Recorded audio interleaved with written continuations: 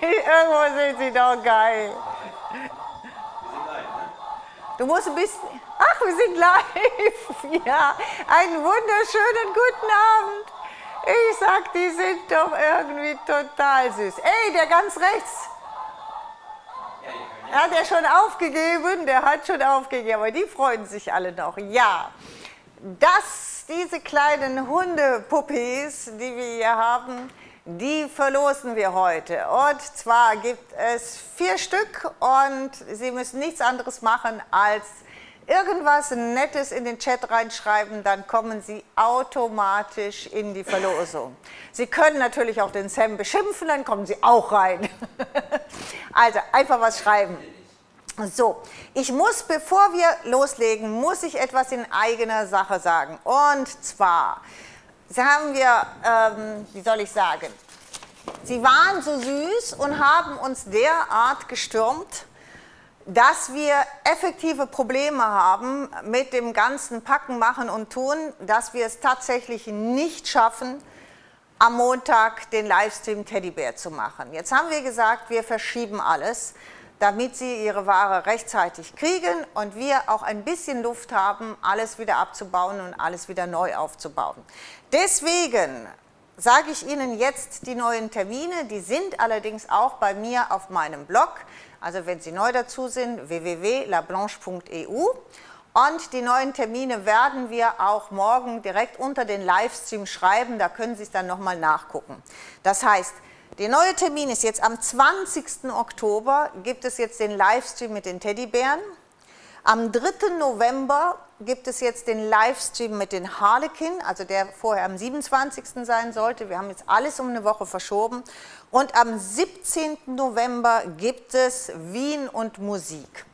Das heißt, die Produkte, weil wir sind, das haben Sie vielleicht mitbekommen, wir sind im November nicht mehr bei HSE, wo vorher ja hieß, da ist eine Stunde, jetzt sind wir nicht bei HSE und werden die Produkte von HSE, werden wir dann am 7. November hier bei uns im Livestream, also über unseren Shop verkaufen. Da gibt es also das Papierset Wien etc., Reispapiere und noch die ganze Weihnachtsdeko, Musik, Jazz dazu. Also da wird es so ein Komplettteil geben. Wir müssen mal gucken, vielleicht machen wir dann ein Stündchen länger. Das geben wir Ihnen dann aber an. Das heißt also nochmal, die nächsten Livestreams sind jetzt 20. Oktober, 3. November, 17. November. So sieht es jetzt aus und ich hoffe, dass es dabei bleibt und dass wir da nichts mehr ändern müssen, um alles zu schaffen. So, was wir verlosen, haben wir jetzt am Anfang gemacht. Jetzt wissen Sie, wann die nächsten Termine sind und jetzt gehen wir wie immer auf Ihre tollen Werke. Und Benny, leg los. Ja, Frau Heidi Ackermann hat eine tolle Kombination gemacht zwischen Decoupage und Reispapier mit diesem schönen Band eingefasst. Diese Kombination gefällt mir extrem gut, auch noch oben mit den Schmucksteingrün, sehr schön und nochmal, sie hat noch viel, viel mehr. Das gilt fast für alle, die wir jetzt zeigen. Schauen Sie bei uns in den Blog nach, unter dem Bottom mitmachen, sind die ganzen Werke von Ihnen und jeder von Ihnen hat meistens mehrere reingesetzt. Also da kriegt man tolle Ideen, lohnt sich auf jeden Fall da zu schauen. Weiter, ja, Frau Alexandra Winter hat natürlich auch wieder unheimlich viele Sachen drin, eins schöner wie das andere, aber diese Kombination mit den Wassertransfers dann auf dem Rot gefällt mir extrem gut, also sieht sehr, sehr edel aus, so richtig luxuriös.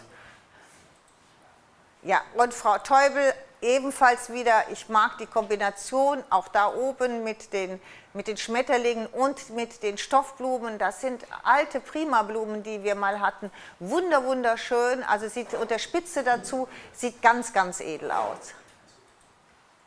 Ja, und Frau Annemarie Heinrich hat immer schöne Sachen, sie hat mehrere schöne Sachen reingesetzt. Und hat hier, schreibt sie, mit echten Eicheln auch gearbeitet und der Mold. Und da kann ich Ihnen nur sagen, da bin ich zum Beispiel auch nicht zugekommen. Ich habe mir selber Molds gemacht aus echten Eicheln und aus echten Eichelblättern, und zwar mit unserem Silikon, was man kneten kann, habe ich einfach da reingelegt und dann ausgegossen. Da kann man super selber wirklich tolle Molds machen. Jetzt findet man überall Eicheln, also da kann man wirklich sehr, sehr schöne Sachen selber machen, und sie hat es ja geschrieben, sie hat es selber gemacht, also ganz toll. Ja, einfach der Hammer. Das heißt, diese sage ich jetzt mal, Totenkopftruhe muss man sich wirklich genauer angucken. Sie hat ganz, ganz viele Bilder reingesetzt, also auch von oben, von den Seiten, von links und von rechts. Sie schreibt jetzt nicht, von wem diese Molds sind, aber ich würde sagen, sie sind von Suri. Vielleicht vertue ich mich da, aber weil Suri immer diese extrem feinen Ornamente hat, gehe ich mal davon aus, dass es Suri-Molds sind. Auf jeden Fall ganz, ganz toll, super aufwendig, sehr schön. Wer also diese Totenkopfsachen mag, wirklich ganz toll.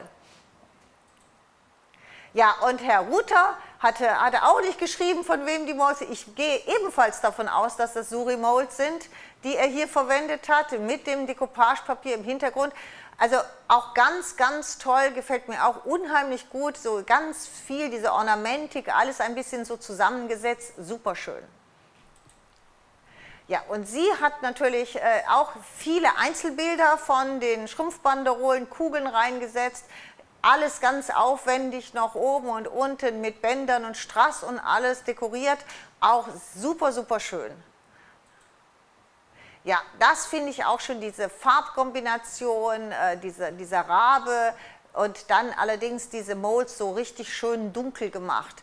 Finde ich, sieht sehr edel aus, auch wie sie das, also sage ich jetzt mal, dieses MDF erstmal so komplett gemacht hat und dann die Mold innen reingesetzt mit den Blättern unten. Sehr, sehr schön. Sie hat im Grunde genommen das, sage ich jetzt mal, den Totenkopf etwas verdeckt, sodass man den Raben für immer nehmen kann, also nicht nur für Halloween. Ja, das von Gucciadanca finde ich auch schön. Auch sie hat wieder unheimlich viel reingesetzt.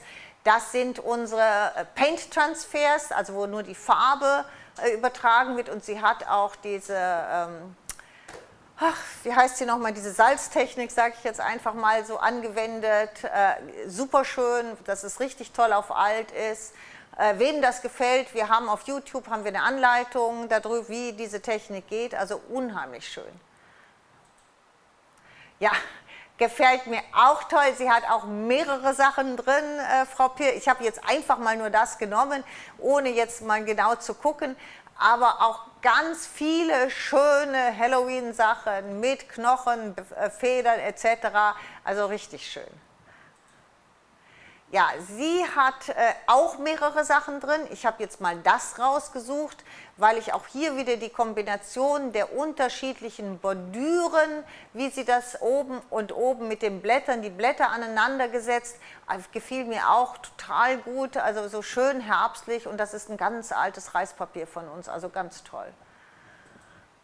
Ja, sie hat die Wassertransfers benutzt und diese Komplettkombination mit dem Teller und oben halt mit dem Acrylherzen etc.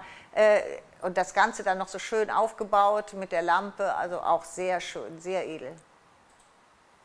Das gefiel mir auch gut, und ich muss gestehen, dass ich es dreimal durchlesen musste, bis es in meinem Kopf endlich Klick gemacht hat, weil sie schreibt, das ist für meine Freundin, die hat 2 Kakadus, und ich habe es einfach nicht begriffen. Also, diese Freundin hat also 2 Vögel-Kakadus, ich habe es einfach nicht begriffen, und für sie ist dieses Geschenk, weil sie sagt, der Kakadu mit dem Käfig, also auch eine super Idee, wenn jemand das natürlich hat, super Idee, ganz toll. Ja, auch hier, sie hat jetzt mal ein bisschen Steampunk, und das sind unsere ganz alten Steampunk-Papiere, super schön gemacht, diese Karten, und unbedingt gucken, sie hat mehrere Karten reingesetzt, also das ist nicht alles, was sie reingesetzt hat. Da muss ich dann immer wieder sagen, dass ich immer wieder denke, ach, die waren ja auch richtig schön, gell? Das sind wunderschöne Papiere von damals, ganz toll, ja. Ja, Sie mit ihren Puppen, muss man gucken. Sie sagt, da kommen ihre alten Puppen immer zur Geltung. oben auf dieser Shadowbox hat sie so Puppenköpfe mit diesen schwarzen Augen. Also so wie so aus so einem Horrorfilm, gell? Und dann diese Spinnenweben und den Kronleuchter. Sie hat unbedingt mehrere Fotos drin, unbedingt gucken. Also ich wüsste nicht, ob ich das das ist mir schon so gruselig, dass diese Puppen, wenn man dann zu Hause alleine ist im Dunkeln, ich weiß nicht, ob das so unbedingt meins wäre. Auf jeden Fall gefällt es mir sehr, sehr gut. Ja, und hier auch nochmal alt Steampunk, alte Molds kombiniert mit den neuen Molds. Ganz toll, also gefällt mir gut und es kommt Steampunk, wir wissen, ich glaube Februar haben wir gesagt, kommt Steampunk, also die Sachen sind mehr oder weniger schon gemacht. Sobald sie ankommen, es gibt Steampunk, also auch ganz toll, gefällt mir gut. Ich liebe diese Sachen, ja. Und sie hat ganz viele tolle Sachen auch hochgesetzt. Und ich habe mich jetzt einfach für dieses Maritim entschieden. Auch da hat sie viele Detailbilder. Unbedingt schauen, sie bastelt sehr schön, also ganz, ganz edel gemacht, alles toll zusammen kombiniert. Unheimlich schön, sollte man sich alles angucken, was sie reingesetzt hat. Tolle Ideen. Ich mag diese Kordelkette da rum, wie sie das hat, unheimlich gerne. So, sie hat auch mehrere Sachen rein. Sie arbeitet mit dem Tannenbaum. So, die Tannenbaum-Mold ist Mitte diesen Monats wieder da. Dann werden wir sie, sobald die Sachen da sind, wieder freischalten. Und auch jetzt mit dem Teddybär werden Sie das sehen, wird das wieder zusammen gebastelt. Super gemacht. Sie hat mehrere Sachen drin, immer mit der Tannenbaum-Mold und hat dann so mit dem Schnee, so wie Eiszapfen gemacht. Hat ganz, ganz viele verschiedene Ideen, immer mit Lichter. Sehr, sehr schön gemacht. Das war's, habe ich gesagt gekriegt. So, legen wir los. Wir haben die Kollektion Paris. Unheimlich schön mit der Kombination Reispapier. Hier muss man ein bisschen mehr auch auf die Deko gucken, weil wir haben tolle Deko dabei. Ich weiß, es ist schon gekauft worden wie verrückt. Es ist auch nicht mehr alles da, aber es sind wirklich ganz, ganz traumhaft schöne Deko und traumhaft schöne Kombinationen. Hier zum Beispiel, wenn man diese alten Kugeln anguckt, ich sage jetzt alten Kugeln, die so alt aussehen, die passen natürlich total gut zu diesen, sage ich jetzt mal, nostalgischen Reispapier und dann mit unserem Goldband, was wir außenrum gemacht haben. Was wir hier gemacht haben, sind, dass wir diese ovalen, das sind jetzt nicht nur die MDF-Platten, sondern das sind die ovalen MDF-Platten mit den Rahmen, die es immer als Dreier-Set gibt. Und da haben wir dann auf den Rahmen diese Goldbänder draufgesetzt und dann auf dieses Goldband sogar noch eine runde Strass. Haben links und rechts dann eine Kordel gemacht, sodass man das aufhängen kann. Wir haben jetzt unterschiedlich diese Bilder mal aufgehängt. Hier haben wir es mal so rund aufgehängt. Später kommt es dann nochmal, dass wir es mit dem einen Strassornament kombiniert haben und das Ganze dann sogar in die Tanne gehängt haben, in kleiner. Auch hier sehen Sie wieder, hier haben wir die rechteckigen genommen, dann ebenfalls die Seiten und von vorne immer diese tollen Goldbänder und ganz zum Schluss noch mit einem Strassband eingerahmt. Das sieht schon extrem hochwertig aus, weil man einfach, wie soll ich sagen, einfach gar nicht mehr sieht, dass das jetzt ein MDF-Rahmen ist, sondern durch diese Bänder sieht das extrem hochwertig aus und da kann man halt viel schöne Dinge machen. Hier haben wir das mal einfach auf die Pappboxen gemacht. Die Pappboxen haben wir kombiniert mit unseren tollen Bändern, die neuen. Wir hatten ja letztes Mal schon in Braun so schöne Bänder, jetzt, die sind alle so in Altrosé. Da müssen wir gleich auch mal, machen wir eine kurze Pause, da möchte ich die Bänder noch mal ein bisschen näher drauf eingehen, weil man das schlecht sieht, weil die sind extrem hochwertig und unheimlich schön, die Bänder. Gerade wenn man jetzt etwas damit verzieren will oder etwas aufhängen will, dann macht das schon sehr viel Sinn, wenn man halt so diese tollen Bänder hat. Hier sind natürlich wieder unsere Outdoor-Kerzen und hier sehen Sie auch, dass die Reispapier, die haben wir noch gar nicht gezeigt, Sam, oder? Müssen wir die mal zeigen? Gleich. Können wir gleich mal zeigen, dass es also dieses eine Bild in groß und in klein gibt und dementsprechend, wir haben jetzt nur die kleinen Outdoor-Kerzen damit gebastelt, man kann natürlich auch die großen Outdoor-Kerzen damit machen, aber es ist schon sehr süß. Und jetzt haben wir dann noch daneben diese Kegel. Wir haben ja die Kegel selbst gestaltet, ein bisschen passend, weil das ist so ein absoluter Trend, kommt jetzt später in Harlequin in einer anderen Farbkombination auch. Also diese Kegeltannenbäume werden Sie überall sehen, die gibt es, das ist jetzt in allen Variationen. Und da habe ich gesagt, meine Güte, dann machen wir doch einige selber. Und da gibt es halt einmal die wir mit den goldenen Streifen gemacht haben und dann aber auch die kommen später, die wir mit den ganzen Schmucksachen gemacht haben. Wenn wir jetzt gerade bei einer Pause sind, dann gehen wir mal gerade auf das, was ich gesagt habe. Also, ich möchte Ihnen zwei Sachen zeigen. Einmal dieses Band, ich muss tatsächlich meine Brille anziehen. So, das heißt, ja. Die ovalen Pappboxen, Die ovalen Pappboxen? Die ovalen Pappboxen, sind die im Shop und die Lichterkette auch, die gerade gezeigt wurden? Ja, also die ovalen Pappboxen gibt es in zwei verschiedenen Größen. Die gibt es in kleinen und etwas größer. Die sind im Shop. Ich meine, es ist einmal 640 oder 642. Ich kann aufschreiben gleich. Ich meine, ja, also es gibt zwei Artikelnummern. 6240 ist die eine und glaube ich, aber er guckt gleich nach. Es gibt zwei verschiedene Größen und die Lichterketten sind grundsätzlich auch bei uns im Shop. So. Bänder, weil man das ganz schlecht sieht. Es gibt zum Beispiel dieses Band, das heißt Satin Lurex. Das Schöne an diesem Band ist, das hatten wir ja auch schon in Braun, ist, dass wir die eine Seite ist nämlich dieses tolle Glitter und auf der anderen Seite ist ganz, ganz hochwertiges Satin. Und das ist natürlich unheimlich schön. Nicht nur schön, um Schleifen zu machen, sondern ganz besonders schön, je nachdem, sage ich jetzt mal, wenn Sie so etwas aufhängen wollen. Gell? Wenn Sie gerade so ein Medaillon oder irgendetwas aufhängen wollen, das ist schon, wie soll ich sagen, eine andere Liga Band. Das ist extrem edel, natürlich auch für Geschenke einzupacken oder sowas. Aber weil gerade sie sich so beidseitig so toll gearbeitet hat, das ist schon was Besonderes. Das haben wir. So, dann haben wir, also die Estrella ist ja eines der Bänder, das lieben Sie, das ist dieses Band, ich mache es jetzt extra nicht, so hier, das ist das, was wir in Grün, in Creme und in Rosé haben mit den Sternen, aber das weiß ich, da wird es schon knapp, weil das lieben Sie, das ist fast bei jeder Bestellung drin.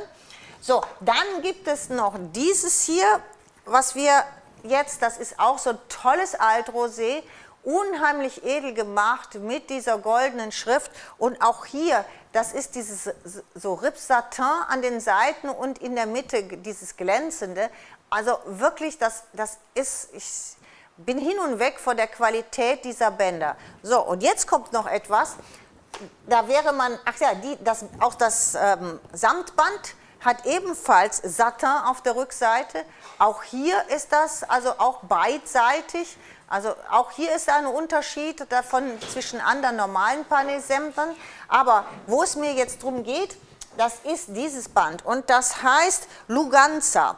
Ist schon oft bestellt worden von Ihnen, aber ich glaube, Sie wissen gar nicht, was Sie da sich mit gekauft haben. Sie haben sich damit nämlich was Besonderes gekauft.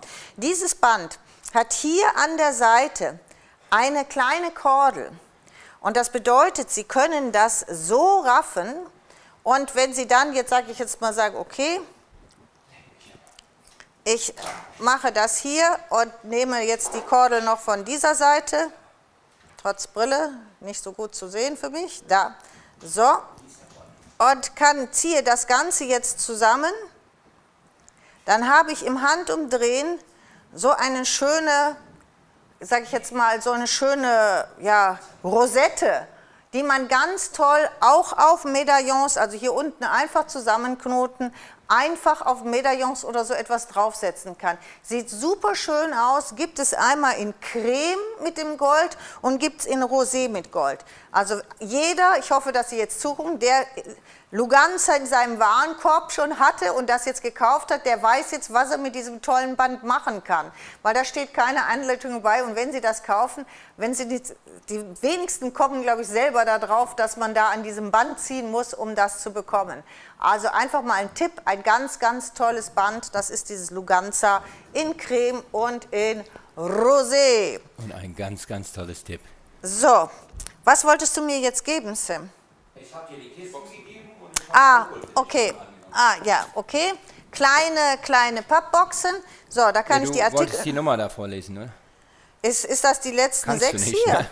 Sam? Das ist 5-stellige Nummer, müsste irgendwo sein. Nein, das ist die 4-stellige. 7642, das sind diese kleinen. Ist das nur das Kleine? Das ist das eine, ja. Nur das eine? Okay, also 7642 ist die kleine. Ist auch nur eine, okay. Das ist 7630, die ist etwas größer. 12,5 mal 8,5 cm. Die ist die Sie eben gesehen haben. Ach nee, die kleinen habe ich aber auch gebastelt. Die beiden passen perfekt zu den Wassertransfers. Falls Sie die Wassertransfers bei HSE gekauft haben, deswegen haben wir die geholt, weil die Wassertransfers passen genau da drauf. Das sind die. Aber natürlich sind die Reispapiere, die größere ist für die Reispapiere auch toll, weil wir da ja auch die kleineren Bilder haben. Und dann gibt es noch diese Gans, die finde ich ja total süß. Da passt ein Diamantring rein, ha? Also Sam, 2 Stück. was ist das hier? Ist das diese OA 119 oder was ist das? Oder Ich weiß es KC48? Na, was hast du genommen, Marc?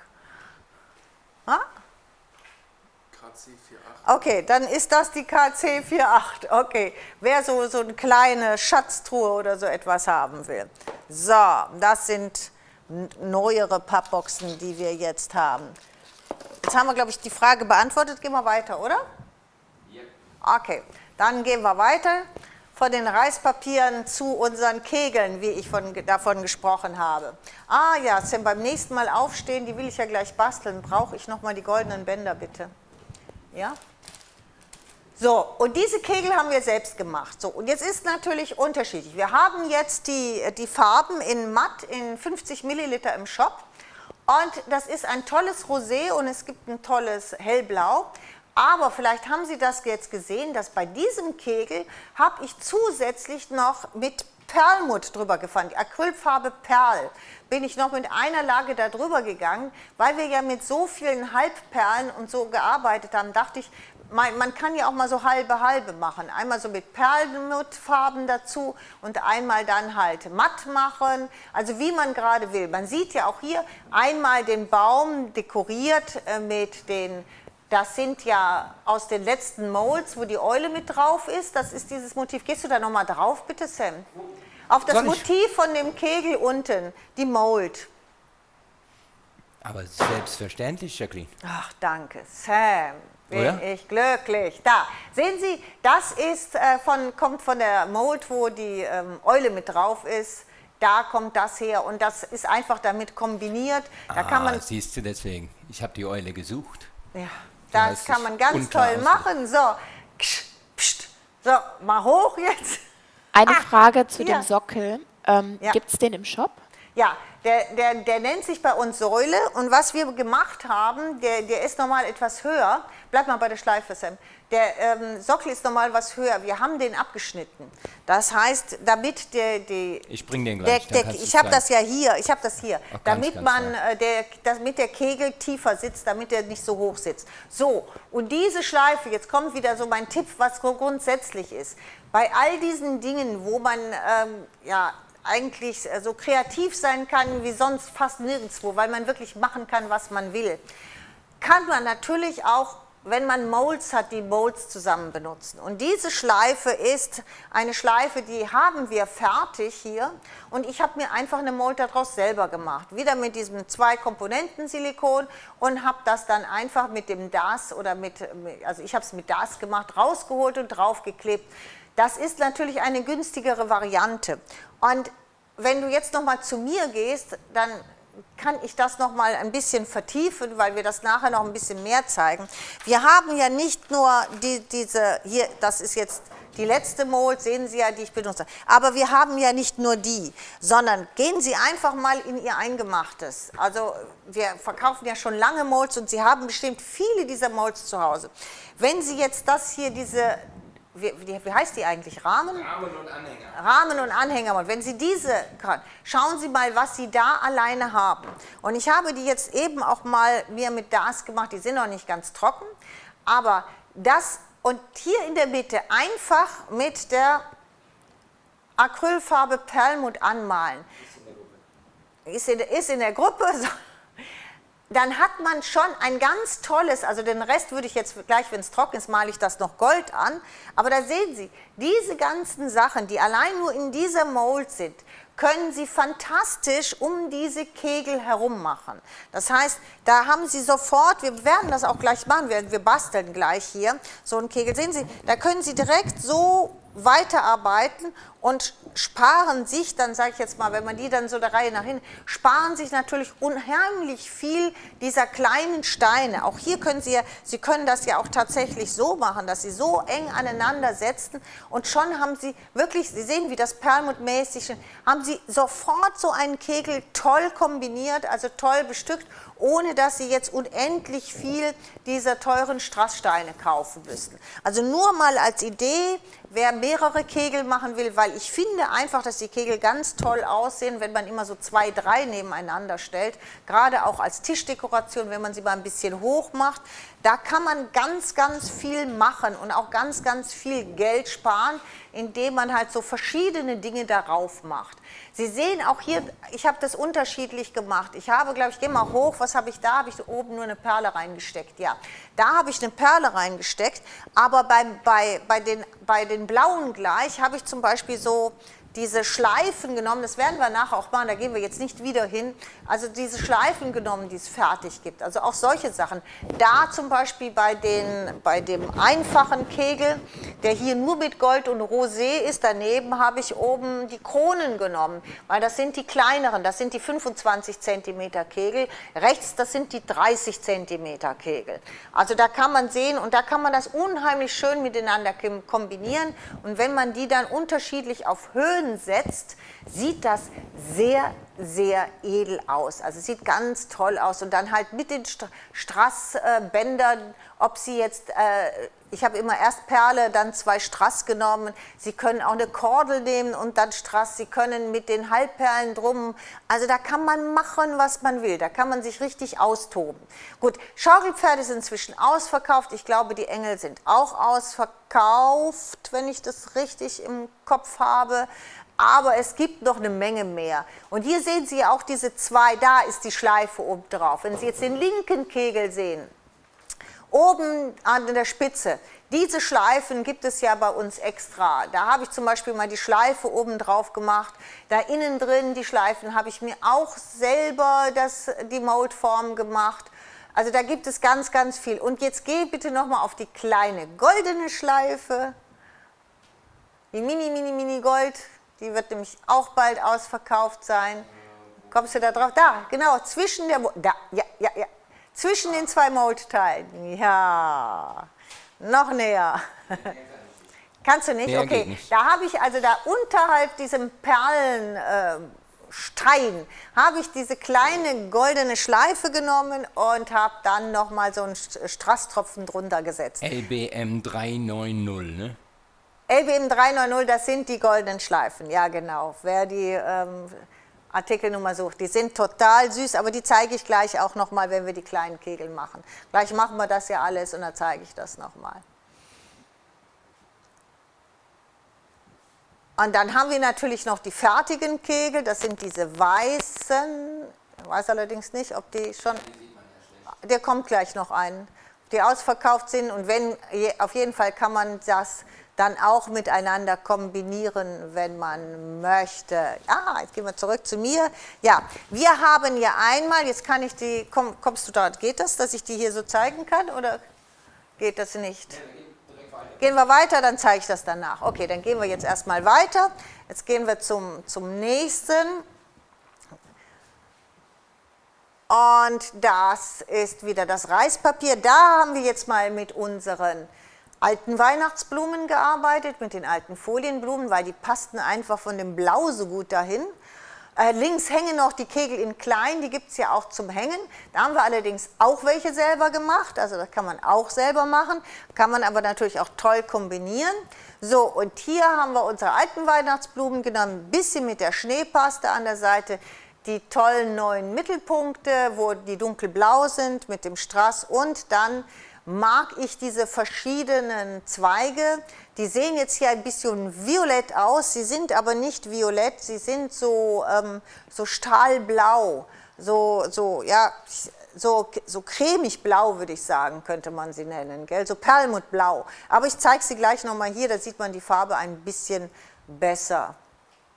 Ja, dann hängen da oben die kleinen Kegel und jetzt kommen natürlich wieder unsere Kegel nach unten, also diese Kombination und unsere herzallerliebste Nussknacker mit. Da sehen Sie, dass sich das Teddybär-Thema, was ja dieses Jahr extrem groß ist, dass sich dieses Teddybär-Thema sogar so weit durchgesetzt hat, dass das sogar noch mit in dieses Paris-Thema reingegangen ist. Also ein Teddybär, der mit dem Engel zusammen in der Tasse auf dem Kopf des Nussknackers setzt. Also da muss man erstmal auf die Idee kommen, gell?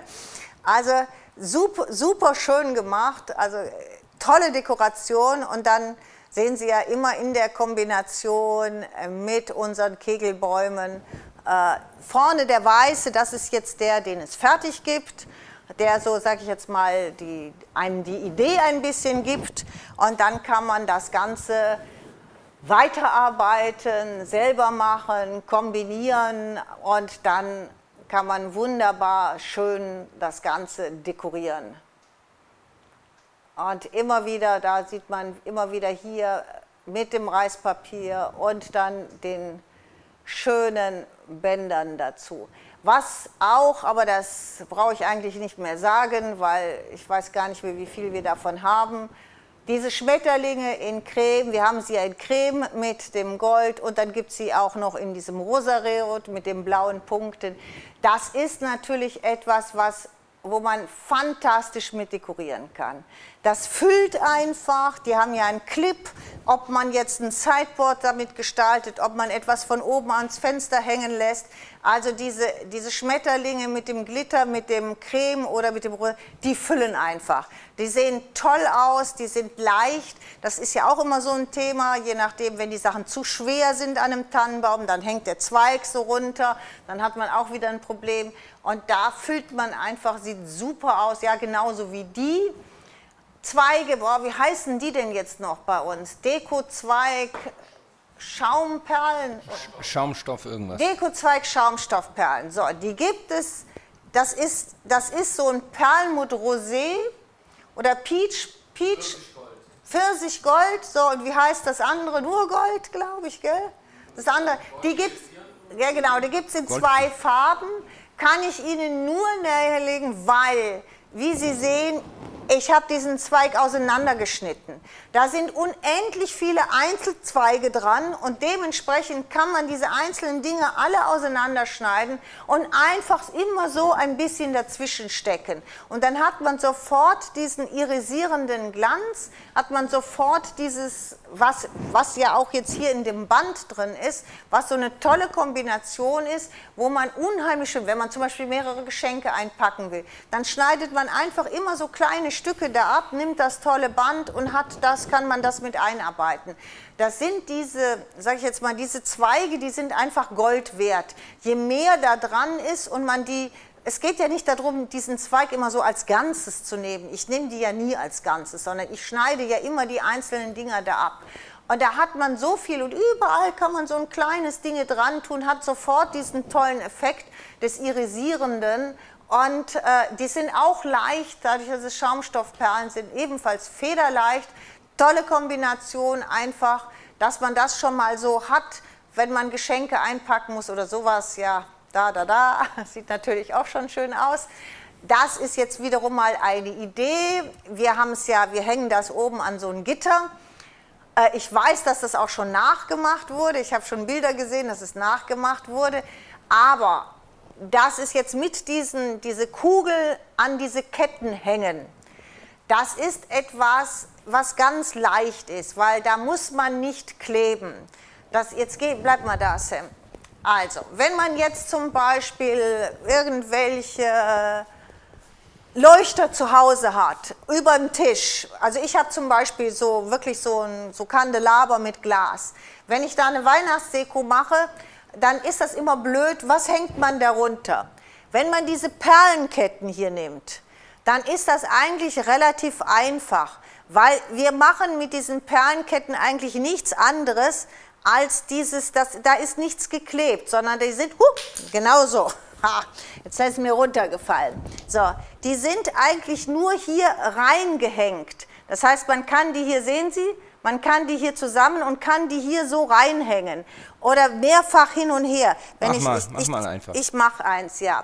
Das heißt, wenn ich jetzt hier, sehen Sie, ich habe jetzt hier das. Dann mache ich nichts anderes, als dass ich das jetzt hier immer so und so hier hin. So, und dann hängt das. Das heißt, ich muss nichts kleben. Auch ich kann die Perle über das, was ich oben habe, rüberhängen und an beiden Seiten etwas hin. Dementsprechend kann ich das ganz toll ausrichten und ich habe sofort eine tolle Deko. Das ist einfach nur mal, wenn man zu Hause etwas dekoriert. Und diese Girlanden. Zeigst du auch, wie die Perle eingeklemmt wird für schwereren Sachen? Achso, die Perle wenn man die Perle einklemmt, aber muss man eigentlich gar nicht. Kann man das hier, sehen Sie, hier so einklemmen. Genau. So, einfach so, dann ist die eingeklemmt. Also da muss man nicht kleben, da kann man ganz schnell sage ich jetzt mal, ein bisschen kombinieren. Man kann toll das entweder ans Fenster oder an einen Kerzenleuchter oder an eine Lampe, die man hat, machen. Und diese Glittergirlanden, das ist auch etwas, die hängen ja hier immer über beiden rüber. Das ist immer etwas, was ebenfalls toll füllt, was man einfach irgendwo drüber hängen kann. Da muss ich aber ein bisschen warnen, weil die sind toll. Aber wenn Sie das über den Tisch machen, dann tun Sie erstmal Papier hin, bis Sie es hängen haben, weil die glittern unheimlich. Also nicht Tisch decken, alles fertig machen und dann aufhängen, weil dann haben Sie so viel Glitter, dass Sie nicht mehr wissen, wohin mit dem Glitter. Sondern erst aufhängen, erst dekorieren, anschließend Tisch decken. Dann ist es am besten. Aber nur sehen Sie auch diese Tassen, da kann man tolle Dekorationen machen, wirklich auch mit nicht so viel Material, sage ich jetzt mal. Gell? Und jetzt, bist du noch hier? Ja. So, und jetzt auch hier nochmal, dass ich es einfach zeige.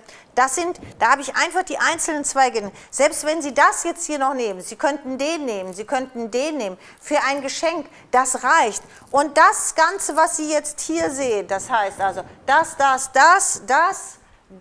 und irgendwo war noch eins, die alle zusammen ist ein einziger Zweig. Da habe ich doch einen, ich hole hier einen raus. So ist der Zweig, da sehen Sie, ein klein, da sind immer mehrere dran, das ist richtig viel, was man hier auseinanderschneiden kann. Und das lohnt sich immer, wenn man mehrere Geschenke macht, die sehen toll aus und dann immer diese einzelnen Teile einfach so rausnehmen, an die Schleife dran machen, miteinander kombinieren, ist also wirklich was ganz Tolles. Und die gibt es halt in der Farbe, in diesem Peach Rosé. Kannst du auf den Tannenbaum gehen zufällig? Okay, und jetzt stecke ich das hier wieder rein. Und hier oben, das heißt aber Gold. Gell? Das heißt Gold? Ja. Gell? In den beiden Farben. Bild ist da. Und jetzt sind wir auch schon perfekt hier, denn hier sehen Sie natürlich wieder überall die Schmetterlinge, die das Ganze, wie soll ich sagen, füllen. Aber auch manchmal, wenn man etwas verdecken möchte, wenn man zum Beispiel etwas reingehängt hat, kann man die immer schön nehmen und damit das verdecken. Und jetzt kommen wir zu unseren kleinen selbstgemachten Kegeln. Die sind hier. Und der Riesenvorteil bei diesen selbstgemachten Kegeln sind, dass sie Styropor sind. Das heißt, sie sind federleicht. Ich kann sie an die äußerste Ecke, wir haben die hier überall in dem Tannenbaum drin, ich kann sie an die äußerste Ecke kleben, ohne dass sich jetzt mein Zweig oder meine Tanne nach unten biegt, weil das Ganze so schwer ist. Und weil die ganz leicht sind. Genau. Styropor, Herr Gneiting, Sie sind leicht. Federleicht, genau wie ich. Federleicht, oh, so wie du, ja genau. Also hier, das ist wirklich was ganz Tolles und was ich auch sensationell schön finde, sind diese Tassen hier. So, jetzt gehe ich aber auch wieder weg. Einfach mal gucken, diese blauen Tassen und diese weiße Tasse. So, und wenn jetzt einer ein bisschen selber basteln will, es gibt ja die Teddybär Mold, der könnte jetzt natürlich auch selber einen Teddybär da reinsetzen. Okay? Nur mal so, wir haben ja die Teddybär Mold und Sie haben sie garantiert auch zu Hause.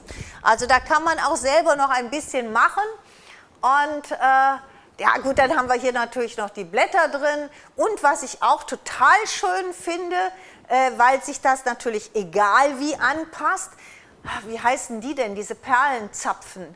Wie heißen die denn? Marco, weißt du, wie man die nennt? Diesen Perlenstrang. Also wir haben können gleich ja genau, wir gleich haben gucken, da aber die drei, sind leicht zu sehen. da gibt es 3 Größen und die eine Größe ist richtig, richtig lang, da gehen wir jetzt noch mal hin. Die ist richtig, richtig lang, das ist diese hier. Die sind auf Draht aufgezogen, das heißt, die kann man auch noch mal so ein bisschen mehr biegen, rund biegen. Die sind mit unterschiedlichen Perlen gemacht, also mit dünnen Perlen bis hier dicke, ganz dicke Perlen. Und gibt es in 3 Größen. Und wenn die so in diesem Tannenbaum runterhängen oder vielleicht auch, je nachdem, wie man will, am Fenster, sind die sehr dekorativ. Also mir gefallen sie extrem gut, deswegen bei 3 Größen füllen die auch super schön. Also das ist noch etwas, wo ich auch sage, das ist mal so ein bisschen was ganz, ganz anderes. Gell? Aber gut, den Rest, gut, toll, toll. Ich liebe natürlich auch hier diese Heißluftballone als Kugel oder auch die verschiedenen Schlüssel, die jetzt dabei sind, alles in dieser Art. Diese süßen Hunde, die wir ja verlosen, die kann man natürlich auch kaufen.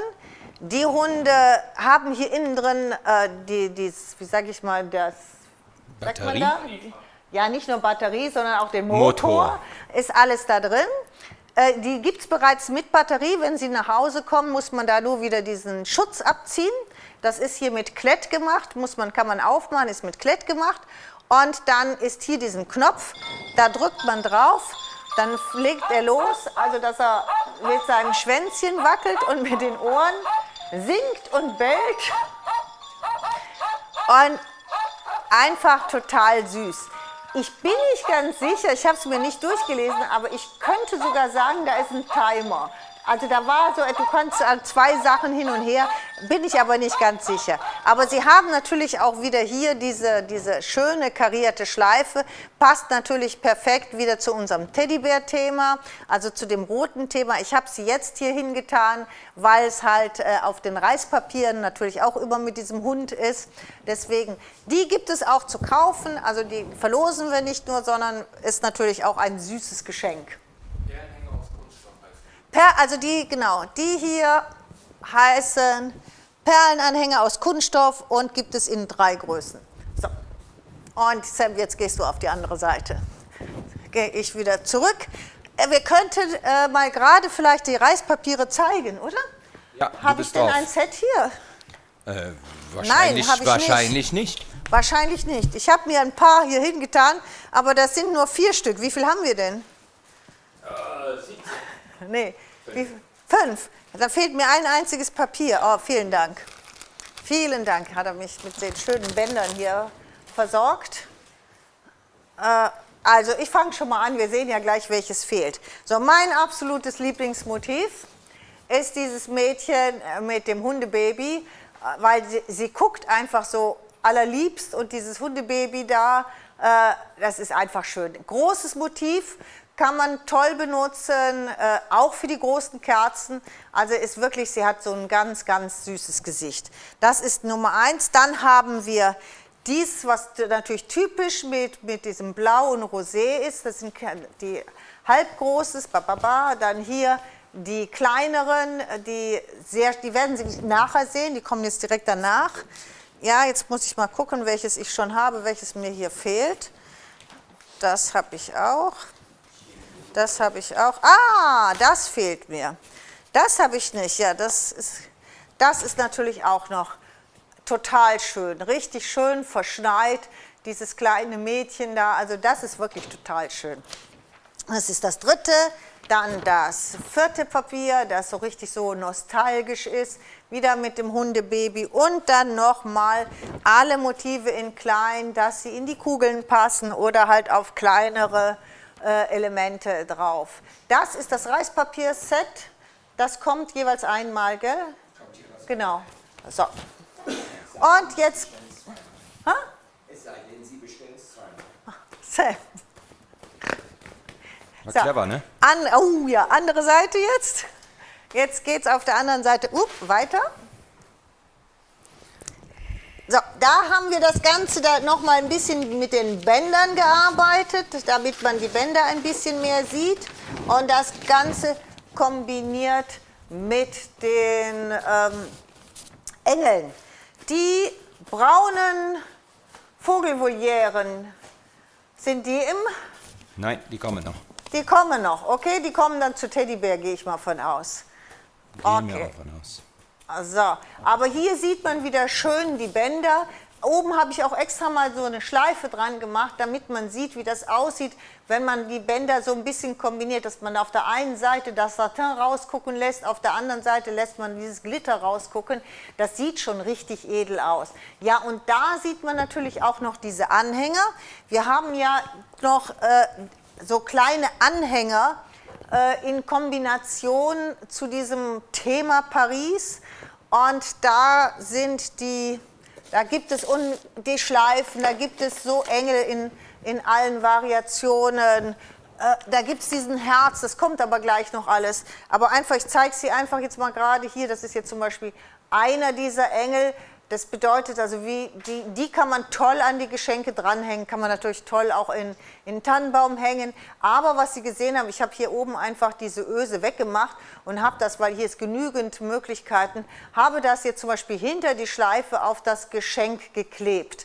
Auch so etwas kann man machen. Dann hat man mehr oder weniger ein weiteres Geschenk, was die Leute auch dann später in den Tannenbaum geben können. Es ist also sehr, sehr schön gemacht, diese Sachen. So, jetzt gehen wir wieder zurück. Eine Frage zum Reispapier. Ja. Wird es das auch als Kartenpapier geben und gibt es das Reispapier auch einzeln? Also als Kartenpapier wird es das nicht geben. Wir haben im Moment einen Geschenkbogen, den wir Ihnen in das Paket mit hineingeben. Da sind diese Motive.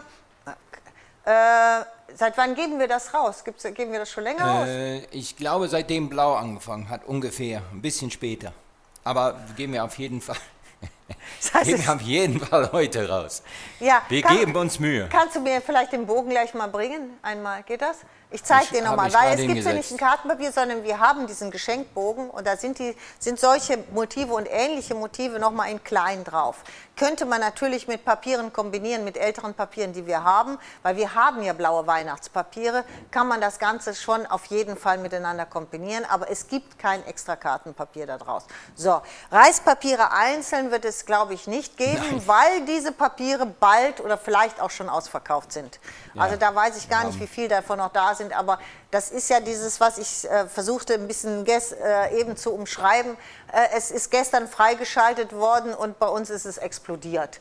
Und dementsprechend, wir haben hunderte von Bestellungen da und wir müssten das erst alles abarbeiten, damit sie nicht so lange waren. Deswegen verschieben wir die Livestreams. Und das ist also der Punkt. Aber im nächsten Livestream sind schon wieder Reispapiere. Ja, beim Teddybär gibt es, können Sie sich schon freuen, Sie kennen ja diese Sleeping Teddybärs, die gibt es dann als Reispapier, neue Motive.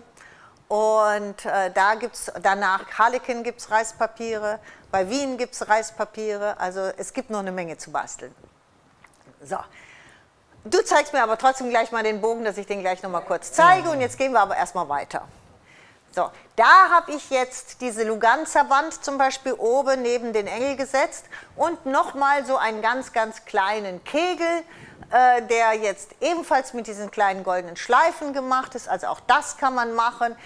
Da diesen ganz hochwertigen goldenen Baum, den wir eben eingeblendet haben, kann man natürlich auch auf so eine Geschenkschachtel geben. Ich persönlich würde den irgendwo hinhängen, weil er ist schon extrem hochwertig. Er ist schon wirklich ganz, ganz toll. Ja, das ist eines der wunderschönen breiten Bänder, wirklich für dekorativ in Baum oder wirklich mal so ein Sideboard oder über Kamin oder so zu gestalten. Passt farblich natürlich perfekt auch zu den schmaleren Bändern, passt farblich perfekt zu den Farben, die wir haben, zu dem ganzen Thema.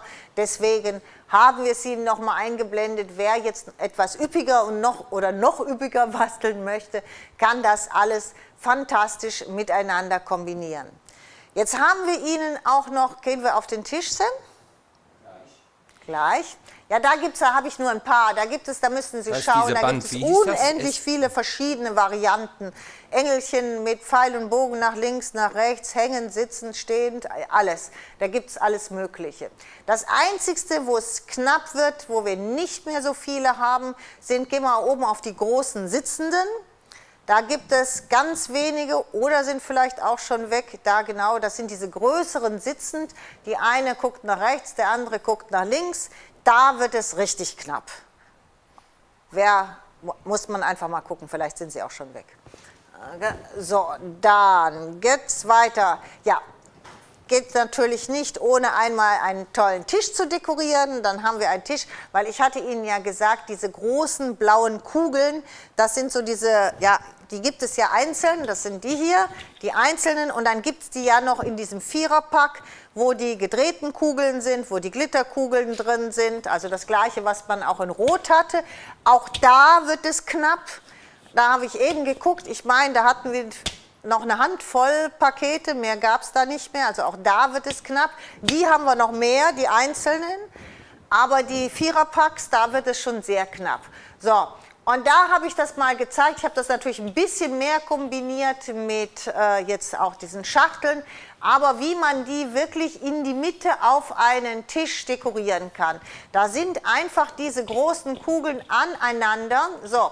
Und damit die Ihnen nicht wegkugeln, gibt es da einen ganz, ganz einfachen Trick.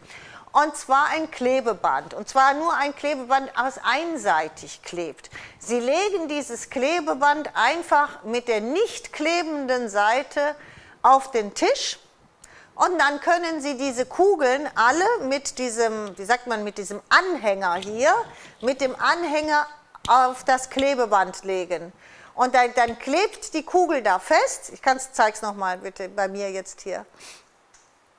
So, Sie haben jetzt hier das Klebeband und dann nehmen Sie einfach diese Kugeln und tun es einfach nur so hin. Dann kleben die so auf dem Klebeband fest und Sie sehen nur das Schöne der Kugel und man sieht diesen Anhänger nicht. Wenn Sie das nicht machen, sehen Sie, die rollen Ihnen immer so weg, dass das nach oben scheint.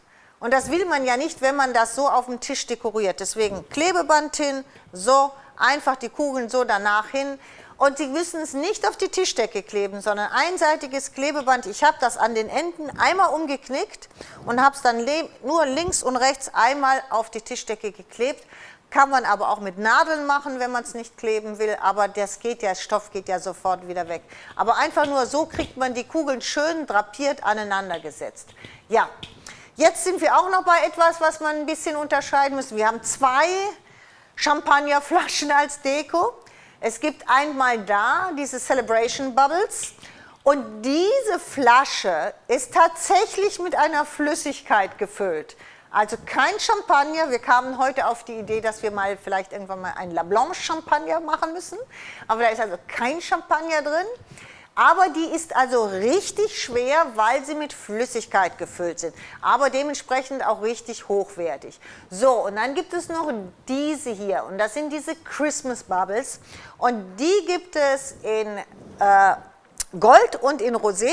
Und das sind also, es ist Glas. Oder ist es überhaupt Glas oder ist es Plastik? Ich weiß es nicht. Meines Glas, aber... Ja, ich muss gleich mal hochheben. Auf jeden Fall, die sind leicht, die lassen sich auch ganz toll in den Weihnachtsbaum hineingeben. Und? Glas. Glas, die sind Glas. Ganz. So, und dann isst man natürlich so, diese Handtasche, die muss ja genau, da sieht man sie. Diese Handtasche ist natürlich der Oberknaller. Die ist von beiden Seiten voll mit Strass, ist an einer tollen Kette. Ja, oh, Sam, ja. Ja, genau. Nee, die ist richtig, richtig, richtig hochwertig, sieht super toll aus, ist natürlich ein absoluter Hingucker, wenn man die irgendwo dekoriert. Und dazu gibt es dann natürlich noch ein High Heels. Gell? Können wir da drauf gehen? Kommst du da dran? An der großen Vase hängt der, an der großen weißen Vase hängt der runter. Ah ja. Genau, weiß ich. da. Und dann gibt es noch diesen passenden, auch der ist über und über, ist auch Glas, über und über mit Strass bestückt und dann noch 3 Perlen drauf. Also Hat der eine roten Sohle? Was? Hat der eine roten Sohle? Nein, der hat Nee. keine rote Sohle. Nee, auf jeden Fall, aber könnte eine haben, gell? Eigentlich muss. Nee, auf jeden Fall sind das beides absolute Hingucker, wo man auch, meiner Meinung nach reicht da, wenn man jeweils eins hat und das toll miteinander kombiniert, sieht sensationell aus. Ja, und jetzt sehen wir noch mal so ein bisschen dieses Estrella-Band hier, das wirklich extrem dekorativ ist, wenn man auch einfach so die einfarbigen Kisten da benutzt, das Estrella-Band drum. Unten haben wir dann halt fast ausschließlich die Kugeln hingelegt, noch ein bisschen die Perlengirlanden hingelegt. Das ist eine relativ einfache Tischdeko. Jetzt haben wir natürlich in der Mitte die Vasen gemacht, aber wenn Sie sich gegenüber sitzen, ist das natürlich nicht so. Da muss man sich überlegen, dann hat man die Kugeln, damit hat man eine tolle Dekoration, noch eine Kette dazu, sage ich jetzt mal Perlenkette oder auch diese Champagner oder Peach heißen die, glaube ich, Peach Gold oder sowas, die andere Farbe, die man hatte dazwischen und dann einfach nur Kerzen. Und dann hat man eine sensationelle Tischdeko, die auch nicht jeder hat, gerade mit diesen großen Kugeln. Und das Schöne, was ich ja immer noch an diesen Kugeln finde, das sind keine Glaskugeln, das sind Kunststoffkugeln. Die können Ihnen runterrollen, da passiert nichts. Oder zum Beispiel links und rechts oder zwischen die Kerzen dann noch diese Nussknacker. Also das ist eine wirklich tolle Tischdeko, wo man was Ausgefallenes machen kann. Hier habe ich zum Beispiel mal die Glaskerzenleuchter, diese cremefarbenen, habe ich mal ein Teelicht reingemacht. Auch einfach mal eine simple Idee. Wenn Sie jetzt verschiedene Kerzenleuchter haben, möchten aber nicht so hohe Kerzen da drin haben, damit man sich gegenüber noch sehen kann, tun Sie Teelichter rein. Und alles, was dann da fehlt, entweder, ich habe immer dieses Lametta reingetan, also einfach so wie so ein Vogelnest, machen Sie so ein Lametta-Nest und dann die Kerze rein. A, kriegen Sie jede dünne Kerze in jeden Kerzenhalter mit fixiert und B, sieht es auch noch gut aus hier, wenn man diese großen Kerzenleuchter nimmt. Also einfach nur so, das sind so ein paar Tipps, was man machen kann. Sie haben ja Sachen zu Hause, wie Sie diese Sachen kombinieren können. Oder zum Beispiel diese tollen Strassanhänger. Ja, jetzt sind wir wieder bei den Engelchen, aber an den Glasleuchtern hängen doch diese Strassanhänger, diese Quasten, diese Strassquasten. Genau das mit der Kette. Auch extrem hochwertig, die Teile. Können Sie an jeden Kerzenleuchter hängen und schon haben Sie so eine Gesamtkombination, so eine sag ich mal, Dekoration, wo Sie alles miteinander kombinieren können. Eine Frage, Ja. die Glasglocke mit dem Schmetterling drin, Ja. gibt es die im Shop? Nein, wir haben Glasglocken im Shop, die haben aber unten nicht diesen Fuß, sondern die haben Kork unten. Aber die können Sie natürlich mit unserem Band, so wie wir jetzt den Styroporfuß von dem Kegel machen, können Sie natürlich auch diesen Korkfuß gestalten. Und die Schmetterlinge sind die Schmetterlinge, die wir ja verkaufen. Das sind diese rosarote mit den blauen Punkten, die es als Dreierset gibt. Also das können Sie wunderbar selber machen, indem Sie die Glocken kaufen bei uns. Wir haben die Glocken in 3 Größen. Ich würde dann die größte Größe nehmen, die gibt es ja noch in rund. Wir haben die in diesem Oval in 2 Größen. Ich würde die größte Größe nehmen und würde mir dann diesen Korkfuß einfach einmal Gold anmalen, dann unsere tollen Bänder, wie wir gleich auch den Styroporfuß arbeiten und dann ein paar von den Strasstropfen drauf, beziehungsweise vielleicht die Halbperlen oder so etwas draufsetzen. Und schon haben Sie eine tolle Haube. Könnte man eigentlich machen, Sam, oder? Wäre auch eine gute Idee, können wir gleich vielleicht machen. Und noch eine Frage Ja. zu der Lichterkette und dem Kranz. Gibt es das zu kaufen im Shop? Nein, wir haben Kränze, aber nicht so groß. Das ist ein ganz großer Kranz, den haben wir nicht. Lichterketten haben wir, alle Variationen. Gehen Sie einfach mal auf LED-Lichterketten. Da haben wir unendlich viele Variationen und wir haben 2 verschiedene weiße Kränze. Die sind aber höchste 50 cm oder 60 cm, gell? Unsere Kränze. Also ein paar von diesen Grenzen haben wir ja noch. Ne, wir reden von diesen hier, von den Kränzen. Also, Ah nee, die von Goodwill nicht. Aber es gab vorhin eine Frage auch wegen diese Vasen, Grenze, die weiße Vasen. Achso, nee, die gibt es nur, die 3 Stück sind. Einfach in den Shop einfragen. Ja. Einfach schreiben, genau. Die Vasen sind nicht im Shop. Ja? Die sind auf meinem Tisch zu Weihnachten hoffentlich. Aha. Okay. So, jetzt geht es endlich an den letzten Tisch, dass wir mal was tun. Und da sehen Sie, was ich eben sagte. Das sind unsere gelaserten MDF-Schilder. Da habe ich jetzt diese Strassanhänger einfach andersrum draufgeklebt, sodass ich oben die Öse habe. Und so konnte ich mit unseren Weihnachtskugelanhängern diese kleinen MDF-Schildchen hängen. Und ich finde, dass die unheimlich edel und schön aussehen so. Das heißt, wir haben das Gelaserte oben, wir haben dann diesen Anhänger dazu und können das Ganze dann noch so schön hängen. Das sind halt diese kleineren Motive, kombiniert jetzt wieder mit Kugeln oder etc. Da kann man machen, was man möchte. Da die Ballerina, die passte auch noch super jetzt da rein, deswegen habe ich sie jetzt dazwischen gestellt. Und dann gibt es diese Vögel, aber ich glaube, fast alle, die zugeguckt haben, haben die auch schon, weil die haben wir in 3 Variationen, die gibt es in Champagner, in Weiß und in diesem Peach, gell? Heißen bestimmt Peach, gell? In diesem Peach, sind ganz toll aufwendig gemacht, mit Clip, mit diesem Perlenschwanz hinten dran, also sehr, sehr schön. Und natürlich, ja, das ist, glaube ich, auch in jedem Warenkorb mindestens einmal drin, unsere Balletttänzerin in diesen 2 verschiedenen Variationen. So, jetzt darf ich einfach nicht mal reden, denn ich bin schon fast heiser. Jetzt haben wir, glaube ich, alles untergebracht, was man unterbringen konnte. Und jetzt würde ich sagen, machen wir mal was, oder? So, ich habe mir verschiedene Sachen überlegt. Ich habe einmal den Kegel hier, wo ich dachte, den könnten wir machen. Ich habe einmal eine große Kugel hier.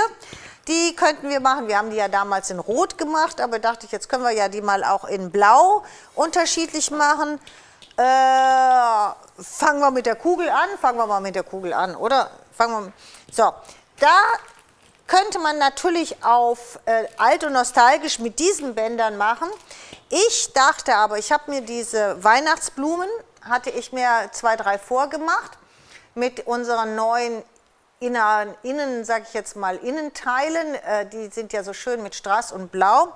Und habe mir das hier so angeguckt und dachte, okay, da muss aber noch Gold drauf. Also wenn ich das jetzt auch hier mache, das ist mir alles zu dunkel, da muss Gold drauf. Und wenn ich es jetzt ein bisschen nostalgisch haben wollte, wie jetzt diese Bilder, dann hätte ich jetzt dieses Gold genommen. Gell? Dann, jetzt dachte ich aber, nein, ich will das ein bisschen strahlender haben. Und dann habe ich mir dieses Gold hier genommen. Das ist ein Flechtband, was wir haben. Und dieses Flechtband würde ich jetzt hier, das ist halt so geflochten, ein bisschen stärkeres Gold. Ah, siehst du, jetzt sieht man euch alle da hinten hier, gell? Und das kann man fantastisch mit dem Strassband verbinden.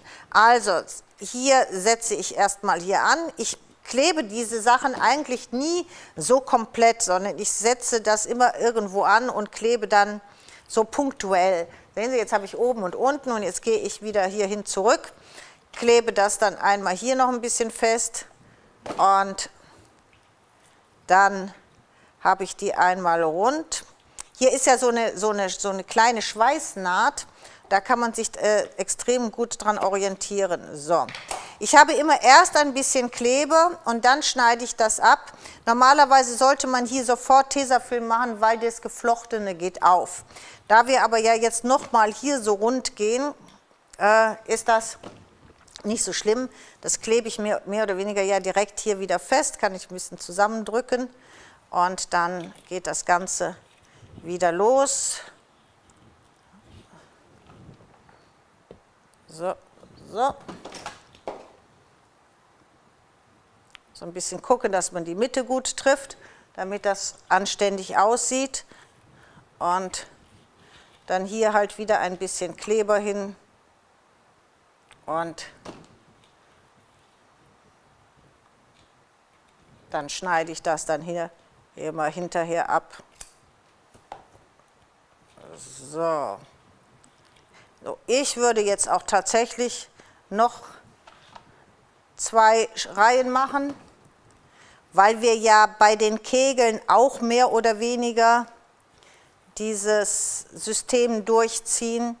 So, ich habe jetzt hier überall ein bisschen Klebefäden, die muss man dann hinterher wegmachen, weil die kommen automatisch hin und die sind so ein gewohntes Übel, aber auf diesen Kunststoffkugeln sieht man das auch noch so extrem.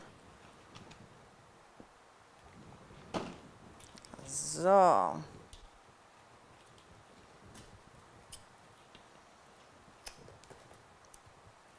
So. Man kann diese Kugeln immer relativ schnell extrem edel aussehen lassen, wenn man das noch so ein bisschen miteinander verbindet. Also jetzt habe ich wirklich überall Kleber. So. Heute gibt es wenig Fragen, kann das sein? Hm? Sind Sie alle wunschlos glücklich?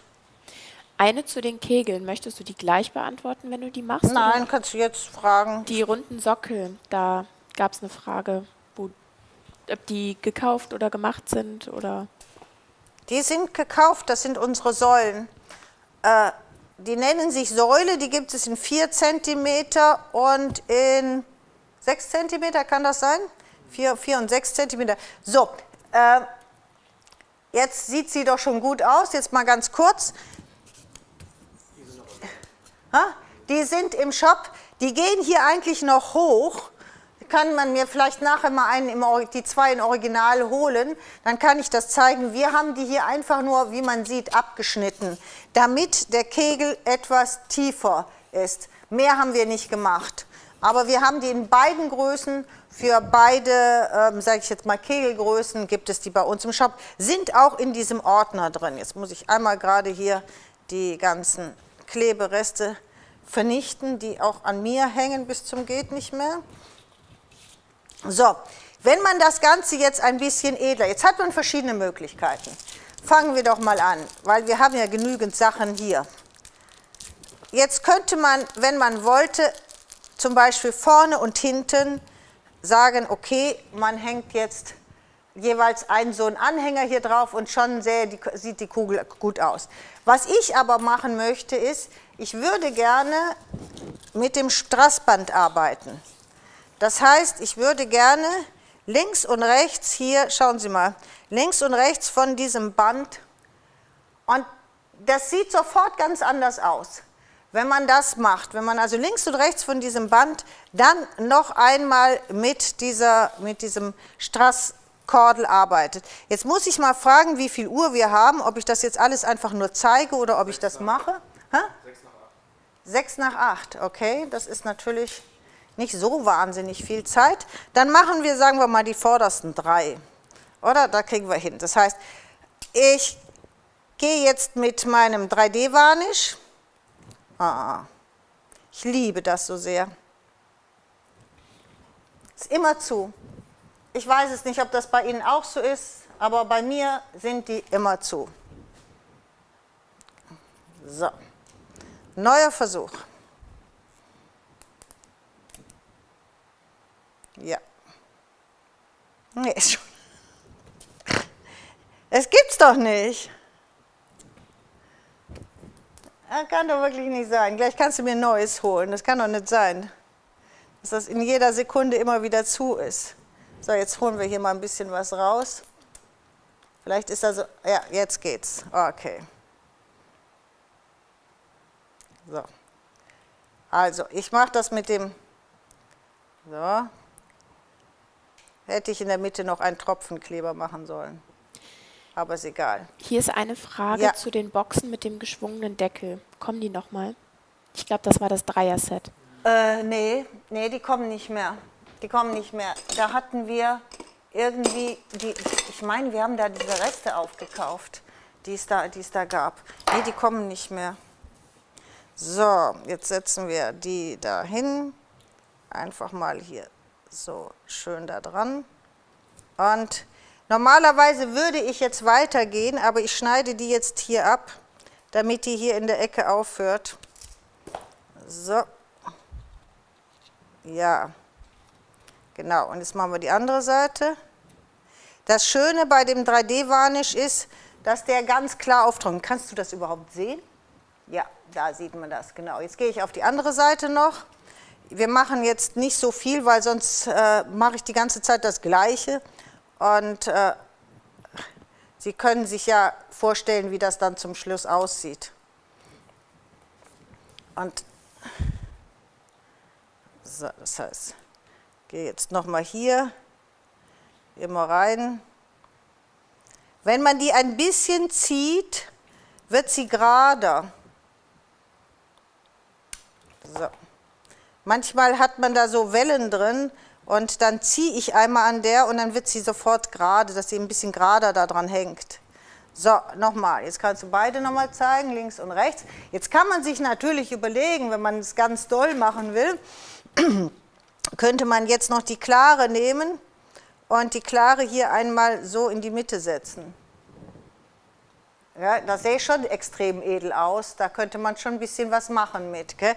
Ich mache es jetzt aber nicht. Ich gehe jetzt hier die beiden, damit, wenn wir es fertig haben, damit wir so ein bisschen sehen können, wie es aussieht. Ich gehe jetzt hier die beiden mit diesem Strass entlang. Die halten jetzt im Grunde genommen sogar noch, wenn sie getrocknet sind, diese Schnur an der richtigen Stelle. So, ich halte jetzt mit meinem Daumen hier fest. Und dann ziehe ich es wieder runter, hier unten ab, damit es hier in der Ecke drin ist, hier. Genau, dass es hier sauber in der Ecke ist. Und jetzt noch die andere Seite. Und dann machen wir noch ein drittes und dann setzen wir oben die Blumen drauf. Müssen unten noch was dranhängen.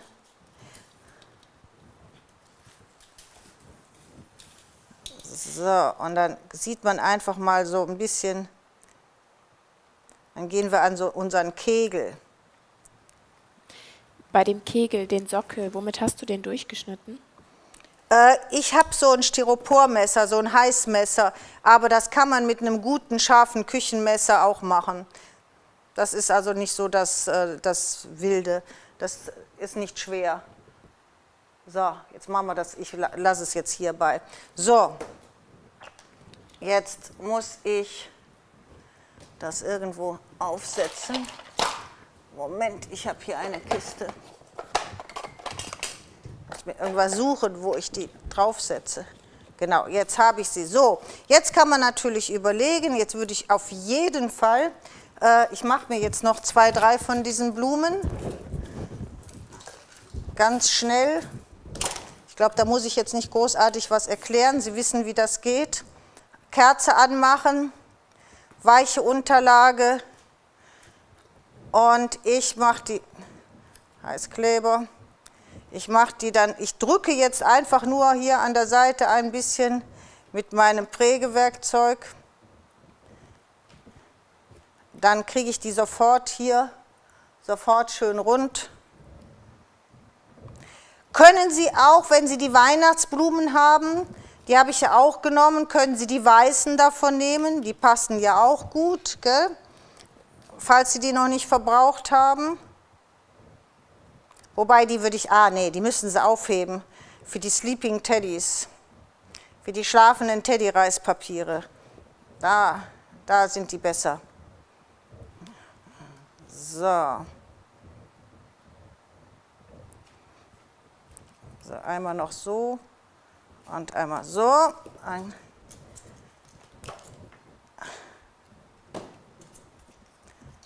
So, ich drehe die immer so ein bisschen, dass ich habe jetzt die gleichen Kugeln, die gleichen Blüten genommen, damit die so ein bisschen noch eine andere Richtung haben. Jetzt kommen diese tollen Innenteile rein. Jetzt bin ich am Überlegen, jetzt habe ich 1, 2, 3, ja. Lassen wir es mal dabei. So, jetzt fange ich mit dem ersten an, setze das so ein bisschen hier so hoch, damit man das hier nicht sieht. Da hängen wir die dann später dran, aber damit man das ist ja nicht schön, gell? Deswegen, dass man das nicht so sieht. Dann setze ich auch noch, ich würde sagen, noch den zweiten und dann fangen wir mal an. So, den zweiten. Hier haben wir das. Ich habe jetzt extra dieses Loch hier gelassen. Gell? Normalerweise tut man natürlich vorher die Kordel jetzt durchziehen, bevor man, aber das kann man sich ja denken. So. Jetzt haben wir unterschiedliche ganz tolle Teile. Wir haben einmal die hier, die unheimlich schön auch einzeln sind, ganz toll geschliffen sind, die super hier hinpassen, die man also ganz toll mit dazwischen setzen kann. Dann haben wir die hier. Absoluter Oberhammer. Warum sehen die so violett aus? Jetzt sehen die wieder violett aus, oder? Sehen die violett aus oder ist das nur bei mir so? Egal. Auf jeden Fall sind sie eigentlich blau, aber sie haben diese tollen, wirklich, nee, das sind die nicht. Das sind die, die ich eben gezeigt habe. Das sind diese hier, die man jetzt da sieht. Diese tolle Facettierung haben und fast dieses schwarz-blau haben. Und dann gibt es diese hier. Die sind in Natur hellblau, auf jeden Fall nicht violett. So, und dann haben wir noch etwas, was man nämlich super kombinieren kann. Es gibt diese Dekozweige, die gibt es in diesem Champagner, in Klar und in Rot. Und die sind auch wieder auf Draht aufgezogen und die kann man perfektens mal wieder auseinanderschneiden. So, und das kann man ganz toll alles miteinander kombinieren. Die haben noch diese Rückseite, so ein Glitter, wie man sieht. Also die sehen sogar von der anderen Seite noch gut aus. So, und das, finde ich, sieht sensationell aus, wenn man das hier miteinander kombiniert. Das heißt, ich fange jetzt an, ich klebe jetzt einen Tropfen von hier drunter, immer unter diese und den nächsten auch wieder hier drunter.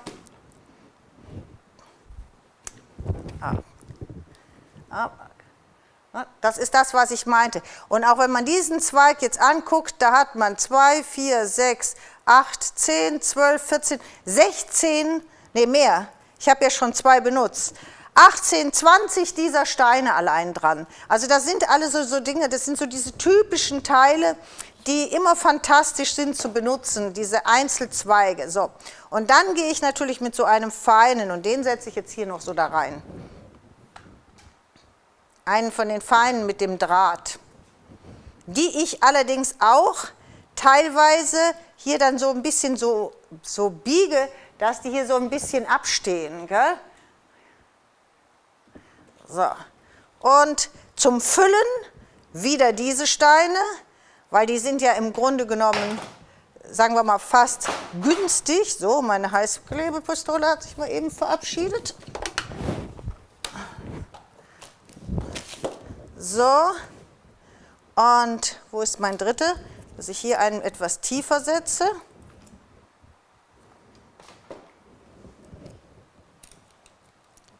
Und hier kann man jetzt, wenn man wollte, ich weiß es nicht, soll man die auch noch dazwischen kombinieren? Sieht toll aus, oder? Oder nee, die nehmen wir gleich für den Baum. Die nehmen wir für den Baum, hier bleiben wir nur bei denen hier. Jetzt mache ich mal ein bisschen schneller, dass ich die hier drunter setze. Man kann die enorm schön, diese großen hier, auch zwischen die einzelnen Blütenblätter dazwischen setzen. Das sieht super toll aus. Und deswegen, wer jetzt zum Beispiel die Weihnachtsblumen hat, und es gibt diese Teile ja auch in Rot, der kann die sich jetzt natürlich auch in Rot nehmen und dann dementsprechend die rote Kugel damit verzieren. So, jetzt mache ich mal, ich zeige das jetzt mal gerade so von oben, wie das schon aussieht. Gell? Das ist ja, es ist irre, was man mit den Teilen machen kann. Gell? So, und dann mache ich noch eins hier drunter, mehr würde ich jetzt gar nicht da drin machen, und dann noch 2 Zweige und Feierabend. Tipp. Was hält besser, also die Schmucksteine mit Kleber oder mit der Klebepistole? Also das kommt immer darauf an, was man macht. Wenn man jetzt so diese Deko macht, mache ich alles mit dem Heißkleber. So, wenn ich aber Sachen mache wie Broschen oder Schmuck oder so etwas, dann arbeite ich mit dem UV-Kleber, mit dem Resinkleber, weil sowas wird ja hingehängt und das war's. Da wird ja sonst nicht großartig was mit gemacht, also dass das jetzt 100-mal eingepackt wird, damit es nicht abfällt, sage ich jetzt mal. Da kann man mit dem Heißkleber arbeiten. Sonst, wenn ich so Glas oder solche Sachen sonst klebe, was auch benutzt wird, das heißt, was man mal irgendwo, Serviettenring zum Beispiel, unbedingt mit dem UV-Kleber machen, weil da will man ja nicht, dass jemand die Serviette da rausnimmt und dass die Blüte dann abfällt hinterher. Da also grundsätzlich, jetzt habe ich keinen mehr von den anderen hier, egal, dann hören wir auch auf. Nein, das ist doch schon gut, ist doch schon schön, oder? Ich meine, das reicht doch, viel mehr muss man doch nicht machen. Gell? Das sieht doch toll aus. So, und hier ist jetzt diese, ich halte es jetzt mal hier, das heißt, so würde das hängen, das sieht doch super aus. Und jetzt müsste man sich nur mal überlegen, ja, jetzt habe ich mir das natürlich wieder alles hier kaputt gemacht mit meinem Strass hier. Gell? So, das heißt, Sie würden ja noch mit dieses Strass hier noch runtersetzen und das Ganze. Also da haben Sie sofort eine super Kugel. Und wir haben ja auch die unterschiedlichsten Aufhänger für hier unten. Da die blauen, da ist so einen schönen blauen Anhänger noch da drunter. Dann sieht das Ganze doch sensationell aus. Oder man nimmt es wirklich und sagt, okay, wir machen das jetzt so und machen das in eine Amphore, so als Tischdeko. Hatten wir ja mit den roten auch gemacht. Dann würde ich natürlich hier oben eine Krone draufsetzen. Und die Kronen kennen Sie ja. Dann nehmen Sie die große Krone und kleben da noch in der Mitte die große Krone drauf. Dann haben Sie ruckzuck eine wirklich ganz hochwertige Superkugel. So, Kugel kann ich wegtun, oder? So, dann gehen wir jetzt zu dem Kegel. Sam, du musst mir mal gerade die Originalkegel bitte mitbringen. Die Originalsäulen, so wie die original aussehen. Beide Größen. Ich habe nur die 4. Warum ist es mit der anderen? Auch schon ausverkauft. Egal. Fangen wir mit den Füßen an. Was ich am meisten gemacht habe, unterschiedlich, war, dass ich hier unten ein Band gesetzt habe. Jetzt haben wir ja die unterschiedlichen Bänder. Wir können zum Beispiel dieses Band nehmen, sieht schön aus, hier drunter geklebt, könnte das kombinieren mit oben Strass und ein paar Perlen. Oder, das wäre mir jetzt, das würde ich lieber nehmen, ich würde jetzt dieses Band nehmen. Auch die Bänder haben wir in einer Kombination, das heißt, wir haben sie nicht nur einzeln, sondern wir haben sie auch in Kombination. Das bedeutet, alle 3 Bänder sind in einem Set, was Sie kaufen können. So, ich habe die meistens mit den Stecknadeln gemacht. Ich werde das jetzt aber nicht mehr mit den Stecknadeln zeigen, weil die nämlich, glaube ich, auch schon wieder weg sind. Ich kann ja ein paar bringen. Gibt's sie? Na, hast du doch alle. Was redest du denn? Ja, schon loszulaufen. Ich mach mit Stecken. Also, okay, jetzt. So sehen die im Original aus. Gell? Es gibt einmal diese Größe, so sehen die im Original aus. Sie sehen abgeschnitten und das haben wir genommen für die, ist das ja für den großen Kegel. So, und dann gibt es diesen kleineren 25 cm Kegel. Da haben wir dann noch diese kleinere Säule, nennt sich die. Die haben wir ebenfalls hier abgeschnitten. Wir haben also immer geguckt, hier drüber und dann hier abgeschnitten, damit einfach dieser Kegel näher nach unten drauf sitzt. Diese Dinger nicht wegwerfen, die kann man super benutzen, je nachdem, was man macht, als Abstandshalter. Ja, also wenn Sie so etwas wegnehmen, dann immer aufheben. So, ich tue das weg, nachher sind die auch ausverkauft und dann wird gefragt, wo waren denn deine? So. Ja, so, jetzt schauen wir mal, die würde, nein, wir nehmen die andere, die hängt drüber. So, ich klebe das Ganze jetzt dadurch, dass ich hier ja angemalt habe, kann ich hier auch mit Heißkleber drauf gehen. Gell? Also, aber Sie müssen das nicht. Sie können hier mit jedem Kleber, der Styropor, also den man für Styropor nutzen kann, können Sie hier kleben. So, jetzt machen wir einmal rund. Welche Goldfarbe hast du da benutzt? Das ist das Pigment Fix mit unserem Goldpigment. Das mischen wir uns sowieso gleich noch an, weil wir diese kleinen Teile, die wir aus den Molds gemacht haben, da noch passend fertig machen müssen. Das ist ja jetzt hier nur so leicht vorbereitet, damit wir ein bisschen was zeigen können.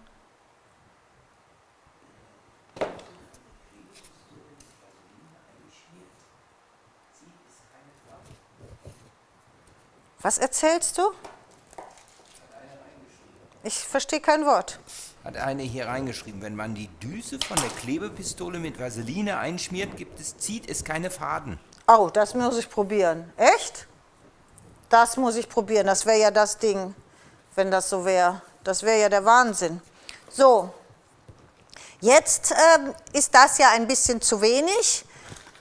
Da habe ich dann mit den Halbperlen gearbeitet. Wir haben die Halbperlen in Kombination groß und klein. Ist das richtig? Ich meine ja, gell?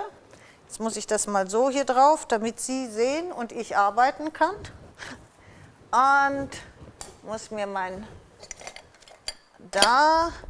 So, jetzt kommt wieder der 3D-Varnish dran, aber da können Sie auch mit jedem anderen so. Und ich setze das hier unten hin. Ich habe hier ganz viele kleine Fruchtfliegen. Dabei ist hier gar nichts Fruchtiges.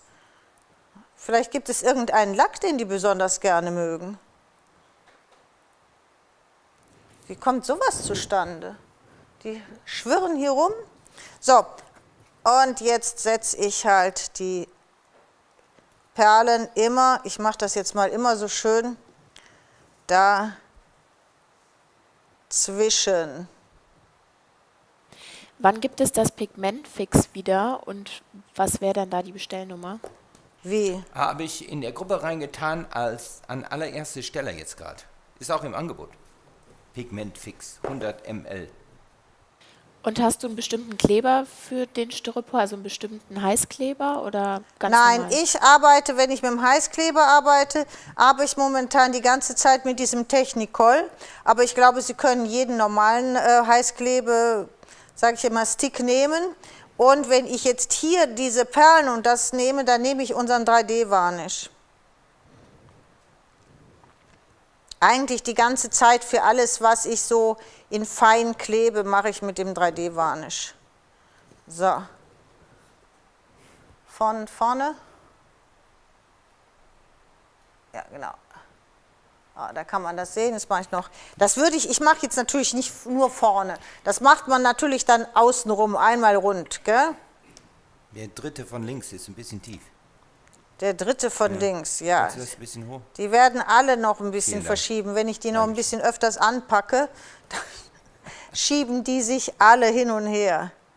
Also das ist so ein Baum zu gestalten, mit allem drum und dran. Da sind Sie einen halben Tag beschäftigt. Also ich habe ja die Bäume gemacht und dachte, oh, jetzt habe ich es auch noch hier an der Seite, das ist schon richtig Arbeit. Da ist man schon gut beschäftigt mit, weil man ja auch immer diese Zeit braucht, dass das Ganze trocknet. So, jetzt ist der nächste. Was ich jetzt gemacht habe, ich habe das eigentlich schon festgeklebt. Jetzt bin ich ein bisschen unsicher, ob ich das auch hier mache, weil ich dann nicht so gut anfassen kann, aber ich mache es jetzt trotzdem. Ich habe also immer direkt festgeklebt, damit ich, und zwar von Naht zu Naht, damit ich das beim Weiterbearbeiten besser festhalten kann. Jetzt sehe ich das bei dir in dem Dings. So, ich muss das ein bisschen gerade gucken, dass das auch gerade ist. Ich sehe das von meiner Seite hier nicht. So. Und jetzt bin dann also genau das meinte ich, nämlich mit den Perlen. Ich habe dann immer von unten angefangen und bin von unten nach oben gegangen. Jetzt habe ich das so gemacht, dass ich natürlich, hier ist jetzt die Naht und dieses schönere Ornament ist an der Naht. Da kann man jetzt sehen, genau das ist das. Jetzt rutscht mir hier alles runter. War nicht ganz trocken. Natürlich, aber ich kann auch nicht warten, bis es trocknet, Sam. Sag mir, wie ich das machen soll. Sollen wir den Livestream dann morgen weitermachen? Das war ein freundlicher Hinweis. Ja, ein freundlicher Ja, Hinweis an dich war das hier. So, okay, Ja. jetzt mache ich hier, geht's weiter, jetzt fange ich hier unten an. Jetzt muss man sich das halt ein bisschen wegdenken, wenn sich das unten verrutscht. Fange ich hier unten an und ich habe meistens mit dieser Bordüre angefangen, weil die halt so schön runterhängt. Werde ich jetzt natürlich auch mit dem Heißkleber wieder fest und jetzt kommt das. Jetzt kann man halt einfach das viel besser halten, wenn man das schon festgeklebt hat. Lässt sich einfacher verarbeiten. So. Ja, wenn es kleben würde. So.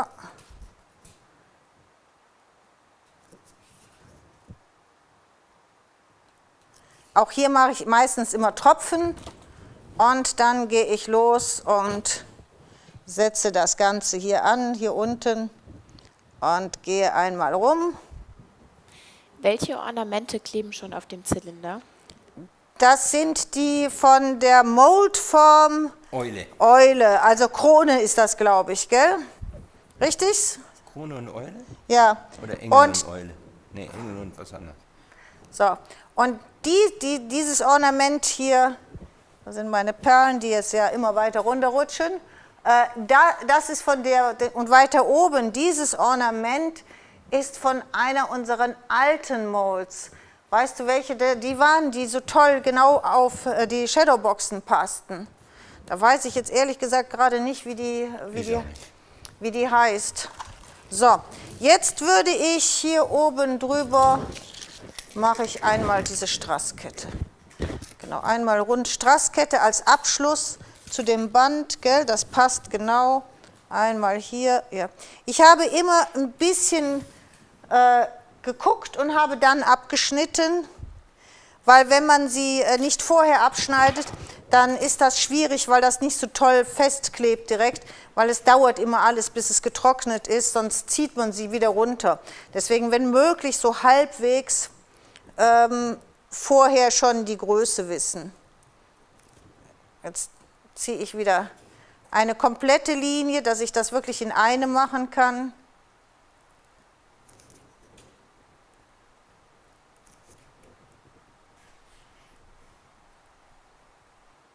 So. Ist der Abstand oben mit Modelliermasse gemacht? Welcher Abstand? Ich bin jetzt im Moment gerade nicht sicher, was Sie meinen.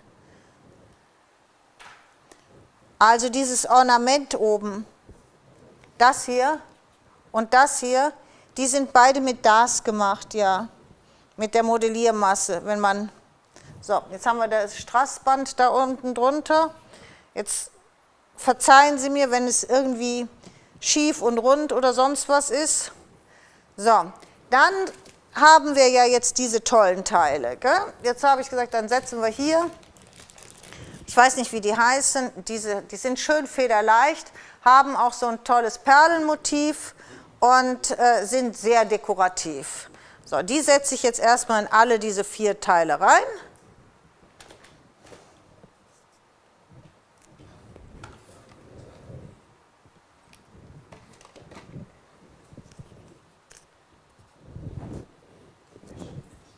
So, und Sam, du hast die doch, die können wir doch einblenden, oder?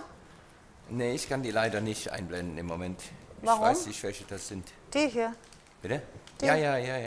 Ich weiß, ich tue die in eine Gruppe. Der Benny hatte die doch. Ihr habt die Nein. doch. Nein? Mein nicht. Okay. Oder?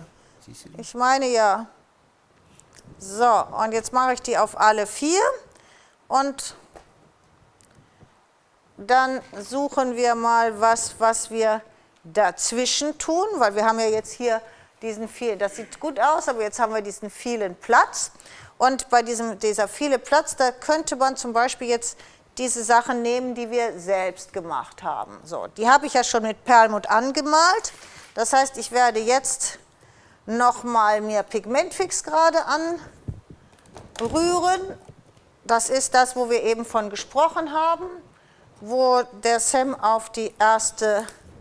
Oh, Sam, ich glaube, da brauche ich einen Mann für mein altes Stückchen Pigmentfix. Ja, schön fest zugetrocknet. Einmal bitte. Hattest du das schon mit Acrylfarbe irisierend angemalt oder wolltest du nicht? Was? Die Kegel. Nein, den Kegel habe ich jetzt nur mit Farbe. Der ist nur mit Farbe. Die Ornamente hier, die habe ich mit dem, das sieht man ja, die aussehen wie Perlmutt hier. Die sind angemalt. So. Aber jetzt muss ich ja den Rest außenrum nochmal mit Gold machen. Und deswegen mischen wir uns jetzt schön Gold hier an. Sag uns die Farbe. Welche Farbe? Dein Finger weg, bitte. Linke Finger. Sehr gut, danke. Ich muss es leider festhalten. Wahnsinn hier. So, Moment.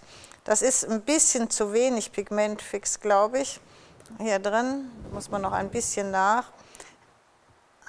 Ich wollte es nun überhaupt nicht flüssig haben, damit ich das sofort deckend da drauf kriege.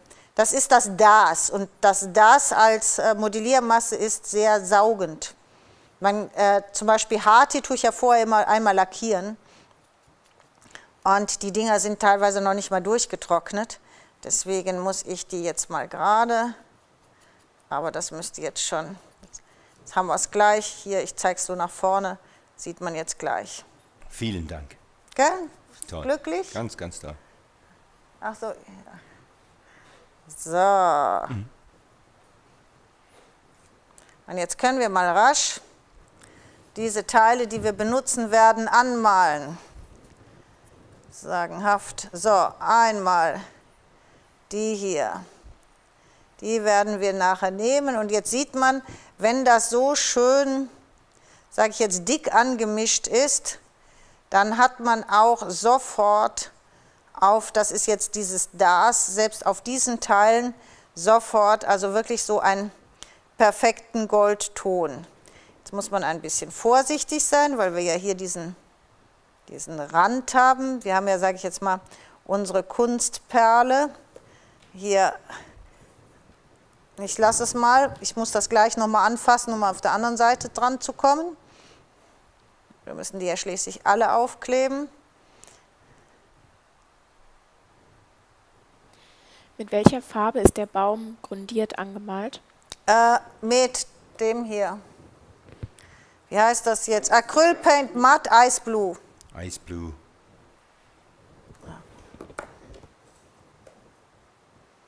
So. Ja, jetzt brauche ich gerade mal ein paar Minuten für mich, um das hier ein bisschen passend zu machen. Ich gehe immer nur bis eine Seite, weil ich muss dann gleich, wenn es ein bisschen angetrocknet ist, auf der anderen Seite festhalten, um die andere Seite zu machen. Aber ich finde, das sieht schon fantastisch aus. So, und diese Teile gibt es einmal auf der Moldrahmen. Da haben wir ja solche Teile. Meine Güte. Und es gibt aber auch, wenn Sie die war das vor 2 Jahren, Sam? Wann hatten wir diese Ostermold mit den Eiern drauf? Mindestens 2 Jahren, glaube ich. Ja, vor 2 Jahren, vielleicht kriege ich das so hin, ja, so kriege ich das auch hin. Da gibt es auf der Ostermold sind auch solche kleinen Hängesteine. Da sind diese hier drauf, auch so ein bisschen facettiert. Sehen Sie die? Die haben so diesen facettierten Blick. Die sind auf der Ostermold mit den Ostereiern drauf. Kann man auch super benutzen. Gell? Einfach mal die Molds, die man zu Hause hat, durchgucken, was man da so benutzen kann. Wir haben auch mal so eine runde Mold verkauft. Da gibt es runde Ornamente, die auch super aussehen, die man ebenfalls benutzen kann. Also da muss man einfach mal ein bisschen schauen. Da kann man eine Menge benutzen. Und wenn man sich das jetzt anguckt, wie genial die aussehen, die sehen ja super aus jetzt hier mit dem Perlmutt und dann mit dem Gold. Ja, da. Was ist der Unterschied zwischen dem DAS und der anderen Modelliermasse? Also das DAS ist meiner Meinung nach selbst für komplizierte Teile etwas einfacher zu verwenden. Und zwar, weil man es wenn man es in die Moldform gibt, weil man es oben so abschneiden kann. Das finde ich das heißt, du hast immer das Gerade. Das kann man mit Hati nicht. Hati kann man nicht abschneiden. Oben, das verzieht sich das Hati und die ganze Form, wenn man sie dann rausholt, ist verzogen. Und das ist bei dem Das nicht. Das trocknet allerdings länger, also das dauert wirklich eine Weile, bis es durchgetrocknet ist gegenüber dem Hati. Tut aber nicht, wird nicht kleiner. Das Hati, das wird ja, wenn es getrocknet ist, nicht viel, aber minimal kleiner. Das zieht sich ein bisschen zusammen und wird minimal kleiner als jetzt das Das. Also da ist so ein bisschen dieser Unterschied. So kleine Sachen wie das, was ich jetzt hier habe, die können Sie genauso mit Hati machen oder so ganz einfache Schilder kann man auch mit Hati machen. Alles, was ein bisschen feiner und komplizierter ist, geht ebenfalls mit Hati, muss man aber dann in den Tiefkühlfach legen, dass es friert, dass man es dann am Stück rausholen kann. Und das muss man mit dem Das nicht. Das heißt, das kann man auch aus wirklich den kompliziertesten, feinen Teilen kann man das rausholen. Das ist ein bisschen fester wie das Hati. Hat aber kleine andere Nachteile. Zum Beispiel, wenn man es nicht richtig durchknetet, dann hat man Risse oder Falten da innen drin. Jetzt habe ich hier das können wir gleich vielleicht habe ich einen Tropfen drüber malen. Also da hat man so Risse oder Falten, was man zum Beispiel bei Hati überhaupt nicht hat. Also einfach so, es gibt so ein paar, ich glaube, jeder muss für sich selber rausfinden, was für ihn das ist, wo man am meisten oder am besten arbeiten kann. Man kann mit dem hier im Grunde am Stück weiterarbeiten, muss es aber, wenn man jetzt, sage ich mal, ein ganzes Objekt mit Moldformen verziert hat, muss man es aber dann einen Tag geben zum Trocknen. Das muss wirklich durchtrocknen. Und Hati muss eigentlich auch einen Tag trocknen, aber Hati kann man theoretisch auch weiterarbeiten, wenn es nicht so ganz trocken ist. Jetzt bin ich am Überlegen, wie viel ich hier noch weiter male. Die können wir hier unten hinsetzen. Hier oben brauchen wir vielleicht nicht so viel. Ich mache mal 4 Stück noch von denen. Du hast noch 20 Minuten. Was? Ja, das schaffe ich eh nicht. Aber dann machen wir wenigstens anständig, soweit wir kommen. Mach doch eine Seite nur. Ich bin die ganze Zeit nur halb am Arbeiten. Gibt es die Perlmuttfarbe auch im Shop? Ja. Die Perlmuttfarbe kann ich allen nur ans Herz legen. Auch auf die erste Seite von der Gruppe, auch ganz vorne, auch im Angebot. Ich mache mal 2, weil man natürlich sofort auch dieses Perlenmäßige hinkriegt. Egal was man macht, kann man es perlmuttmäßig anmalen und hat das Perlenmäßige. So, jetzt höre ich hier auf, weil sonst werden wir nicht fertig. Jetzt setze ich einfach mal auch wenn die noch nass sind, jetzt müssen wir gucken, dass wir sie nicht so ganz kaputt machen, setzen wir die einfach hier mal so dazwischen. So, oder? Genau. Ja, und da können wir, so. Die sind sogar noch, das ist sogar noch nass. Wir kleben das jetzt dazwischen. Aber aussehen tut das toll. Oder? Ganz toll. Wenn das noch perfekt angemalt wäre, Sie haben zu Hause die Möglichkeit, sieht das, finde ich, richtig gut aus. So, und da können wir jetzt natürlich, ich mache die natürlich jetzt alle noch kaputter, weil ich immer mit meinen goldenen Fingern da drauf gehe. Aber jetzt hat man natürlich noch die Möglichkeit, wenn man das jetzt hier aufgeklebt hat, hier noch was hinzutun. Zum Beispiel würde ich jetzt, bin ich schon fast am Überlegen, wir haben ja diese tollen Steine, ja, ich würde jetzt tatsächlich, schauen Sie mal, oder? Noch sowas da draufsetzen, nochmal so ein Stein. Und jetzt ist das sogar noch nass. Das ist ja noch nicht durchgetrocknet. Das kann man jetzt sogar noch reindrücken. ein bisschen Kleber drauf und dann drücke ich das da rein. Dann hat man das so gar nicht abstehend, sondern dann sieht das aus, als würde das dazugehören. Ja, das ist doch der Hammer. Sagen wir einen nach vorne. Ich bin da. Ja. Oder? Ja. Und schon hat man sich sowas wieder selber gemacht. Gell, so ein Teil. So. Man muss jetzt weggucken durch all diese, wo es nicht richtig gemalt ist oder so, weil das passiert Ihnen ja zu Hause nicht, wenn Sie ein bisschen Zeit haben. Aber das ist wirklich genial. Solange es nass ist, die da reinzudrücken, sieht super aus. So. Ich werde das morgen alles ein bisschen verbessern, wenn es getrocknet ist. So, und dann hier noch einmal. Aber solange das so halbwegs noch feucht ist und sich biegen lässt, da reinzugeben, sieht das super aus. So, dann haben wir das, dann gehen wir wieder weiter. Das heißt, ich mache jetzt wieder einen Teil. Und ich würde das jetzt auch wieder hier schön mit unserem Band machen. Einmal abschneiden. Ich bin gerade am Überlegen, dass wenn man die so zusammen machen würde, und dann hier könnte man auch tatsächlich hier eine schöne Spitze machen mit diesem Ornament. Oder auch sogar hier so aneinander setzen. Das sähe auch bestimmt super toll aus. Und dann eine Krone in die Mitte. Mehrere Teile hier so nebeneinander. Ich kann nichts anfassen. Alles, was ich anfasse, wird jetzt hier Gold. Weil ich habe hier jetzt das Gold. Sagenhaft. So. Was ich jetzt noch gemacht habe, wenn ich hier oben immer gegangen bin, habe ich den Kleber auf das Band gemacht. Und zwar immer so diese Tropfen da, wo das Band ein bisschen mehr kombiniert ist, weil es relativ schwer ist, wenn man es sich nicht anzeichnet, da die Mitte zu treffen, dass man rundherum mittig ist. Also, wenn ich das jetzt hier angucke, sehen Sie, da ist das so einfacher, wenn man den Kleber an dem Band hat, als wenn man mit dem Heißkleber so um diese Dings herumgehen muss. So, und jetzt können wir zum Beispiel sagen, ja, jetzt haben wir hier diese tollen Steine, dann kombinieren wir das wieder mit diesen Steinen hier.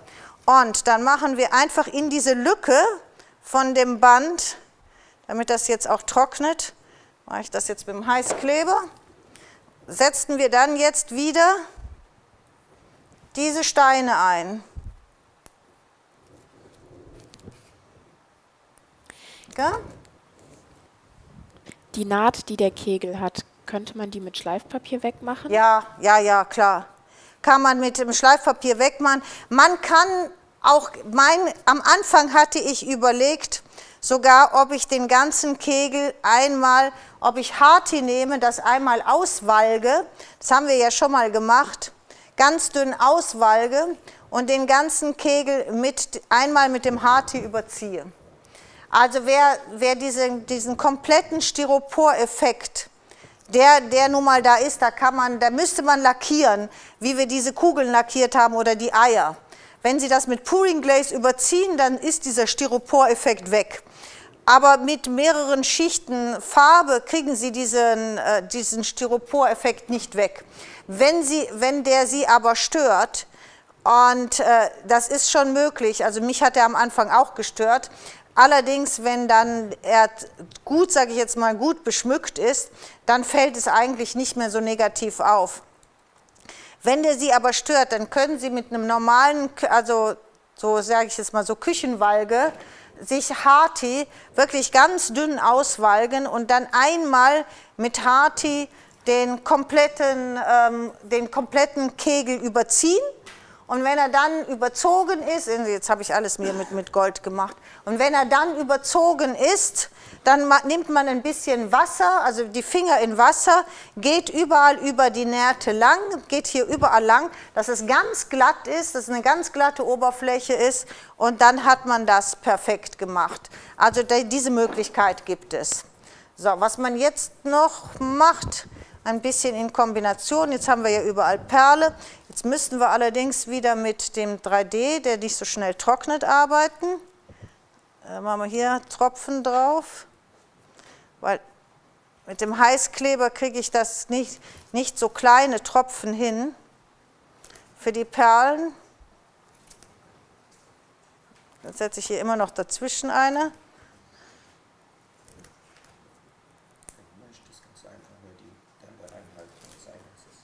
Ja. Was zeigen, wie man das. Einfach die andere variieren. Ja, kann ich. Ich kämpfe hier erst noch mit den Heißklebefäden. Vaseline, ich werde es probieren. Das ist wirklich, bei mir ist immer der ganze Tisch dann voll. Wenn man neben dem Heißkleber, wo der normal platziert ist, zu Hause, ist noch mein Heißluftföhn. Dann ist der ganze Heißluftföhn voll mit diesen Fäden. Und wenn man dann aufsteht und hat mit den gelaserten Elementen gearbeitet, dann zieht man mit den Heißklebefäden die ganzen gelaserten Elemente zum Boden. Eine Frage zum Styropor-Effekt. Oder? Sieht das nicht super aus? Ja, ich höre. Um den wegzubekommen, erst Pouring Glaze über den Kegel und dann Farbe oder umgekehrt? Nein. Also, wenn man wir haben ja die Styroporkugeln immer so gemacht und die Eier. Das heißt, alles Farbmäßige drauf und dann mit Pouring Glaze aber übergießen. Also das reicht nicht, wenn Sie das anmalen, sondern Sie müssen das wirklich übergießen. Und dann wird es eigentlich schön. Dann ist dieser Effekt, dieses Styropor-Effekt ist dann komplett weg. Aber deswegen, wir haben jetzt mal hier zum Beispiel den Baum haben wir ja genommen und hier haben wir ja noch also Farbe und dann diese Acrylfarbe Perl drauf gemacht. Da kommt dieser Perlmutt. Ich gehe mal ein bisschen weiter weg, dass man das Ganze mal noch ein bisschen weiter, genau, Dankeschön, dass man das, hier ist der Perlmutt-Effekt drauf, hier ist jetzt zum Beispiel gar nichts drauf, da haben wir nur das Matte gelassen, hier ist gar kein Lack drauf, also nur die matte Farbe und das Gold. Natürlich sieht man immer irgendwo ein bisschen Styropor. Deswegen, der hier ist jetzt, ja, der ist mit Mattlack gemacht, genau, mit dem Mattlack ist der hier noch gemacht. Das heißt, natürlich ist hier überall, man sieht, wenn man ganz nah drauf geht, sieht man immer das Styropor. Ist einfach so.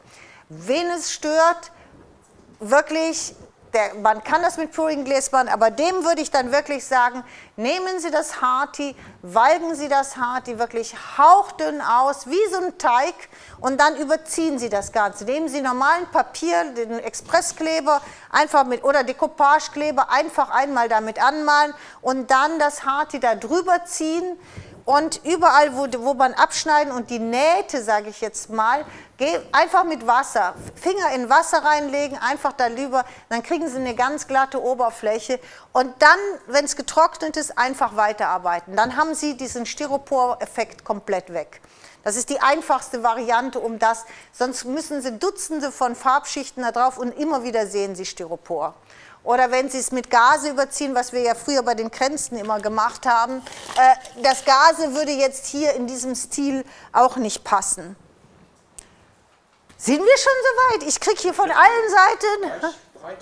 Wie viel Uhr haben wir denn? 8 Minuten, dann kann ich aber doch noch ein bisschen weiterarbeiten, oder? Ich fühle mich bedrängt. Hier, kleine Idee noch so am Rande, wenn man diese kleinen macht. Gucken Sie mal. Das sind diese Tropfensteine. Wenn Sie die Tropfensteine, ebenfalls Heißkleber drauf, in den Styropor reindrücken, dann sind die fast komplett da dran. Und dann diese kleinen Schleifen davor. Wir haben ja diese Schleifen, die gibt es ja in einem Set. Da sind die blau, rosarot und weiß drin, gell? Und weiß. Also passt genau. Und dann zum Beispiel immer den Stein und dann hier immer wieder so eine Straßkette und dann kleine Krone oben drauf. Unten haben wir Gold angemalt und dann in den Weihnachtsbaum. Sieht total süß aus, gell? Nur mal so als Idee so dazwischen. So, bevor der Sam drängelt, dass ich die Gewinner sage, gibt's noch eine Frage? Keine Frage, boah, heute haben wir aber wenig Fragen. Wahnsinn. So. Alle sind glücklich, das wäre schön. Das wäre schön. So, und dann nochmal, wo haben wir den Strass? Den haben wir auf der Seite. Nochmal die dicke Strasskette drum. Und ich muss jetzt mal gerade, jetzt habe ich es nicht geklebt, aber müsste eigentlich gehen. Gewisses Dings. Könnte man den Baum auch mit Reispapier überziehen? Ja, ja, klar. Aber das Reispapier dann anmalen? Nee, lackieren. Ja, um ihn jetzt so weiter zu gestalten. Wenn man nicht weiter gestalten will, sondern einfach mit Reispapier überziehen, klar kann man das. So, jetzt haben wir das, ist wieder so da drauf, dass ich runter gucken muss. Richtig? Ja, jetzt ist es richtig. So, ja, und jetzt könnte man zum Beispiel eine Reihe diese Perlen draufsetzen. Also das werde ich jetzt auf keinen Fall schaffen. Eine Reihe Perlen. Und dann hier oben würde ich jetzt hier in diese Zwischenräume, würde ich jetzt diese Teile wieder hinsetzen. Muss man direkt mal schauen. Jetzt haben wir die hier so und auf die andere Seite. Und dann könnte man sogar auch noch überlegen, ob es irgendetwas gibt, vielleicht eine der kleinen Schleifen, die kleine goldene Schleife, die man dann da drauf noch setzen kann und so weiter und so fort. Aber was weiter weg mit der Kamera, dass man ein bisschen das Gesamte sieht. Dankeschön. So, jetzt kann man deswegen, jetzt hier würde ich jetzt eine Reihe Perlen hinsetzen, so wie wir das jetzt hier gemacht haben, gell? So eine Reihe von den Halbperlen. Da kann man direkt gucken und dann arbeitet man einfach weiter. Hier könnte man auch mal ganz großzügig, weil wir haben ja nicht nur diese tollen Teile, die man jetzt hier hinhängen könnte, gell? Wir haben ja auch diese hier, diese so ganz edle, gell? Also die würde ich jetzt hier schön finden. Könnte man noch einen von diesen edlen Teilen setzen oder man bleibt einfach komplett in dem Perlmutt und setzt hier oben in die Mitte nochmal, das würde ich sogar sagen, eher diese Perlmuttsteine nochmal rein. So, und obendrauf entweder eine Krone oder wie man das da hinten gesehen hat, es gibt ja diese Schleifenanhänger oder, da habe ich hier dann eingeschnitten, gell? Und dann habe ich hier diese, sieht man ja, kann man ja so ansetzen, dann kann man das so, und dann könnte man so diese Schleifen oben drauf setzen. Die Öse tue ich natürlich immer weg. Und dementsprechend kann man dann einen schönen Abschluss für diese Kegel finden. So, jetzt, eine Frage bevor noch. ich die rote Karte Die Sockel, hier kriege. Ja?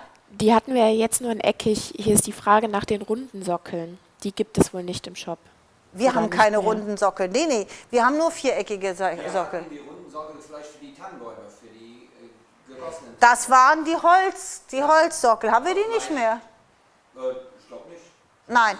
Also Styropor haben wir nur diese zwei viereckigen, die ich eben gezeigt habe. Die großen und die kleinen. Ich glaube 8 cm. Wir haben auch noch einen ganz großen.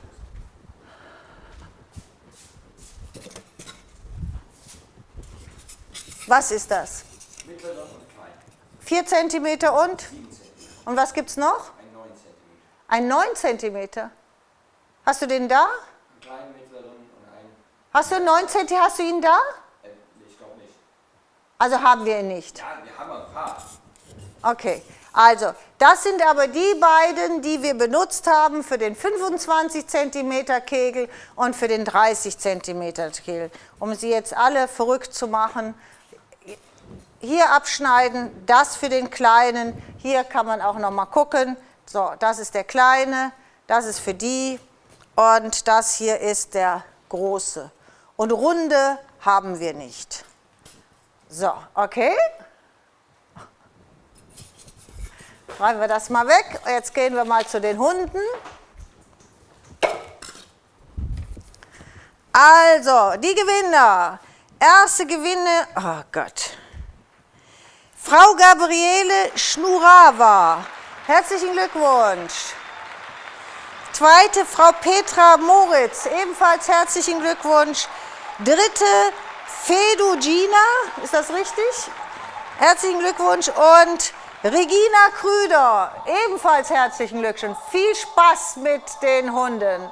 Und noch einmal, ich wiederhole es noch mal gerade, der nächste Livestream Teddybär ist am 20. Oktober 19 Uhr, danach 3. November und 17. November.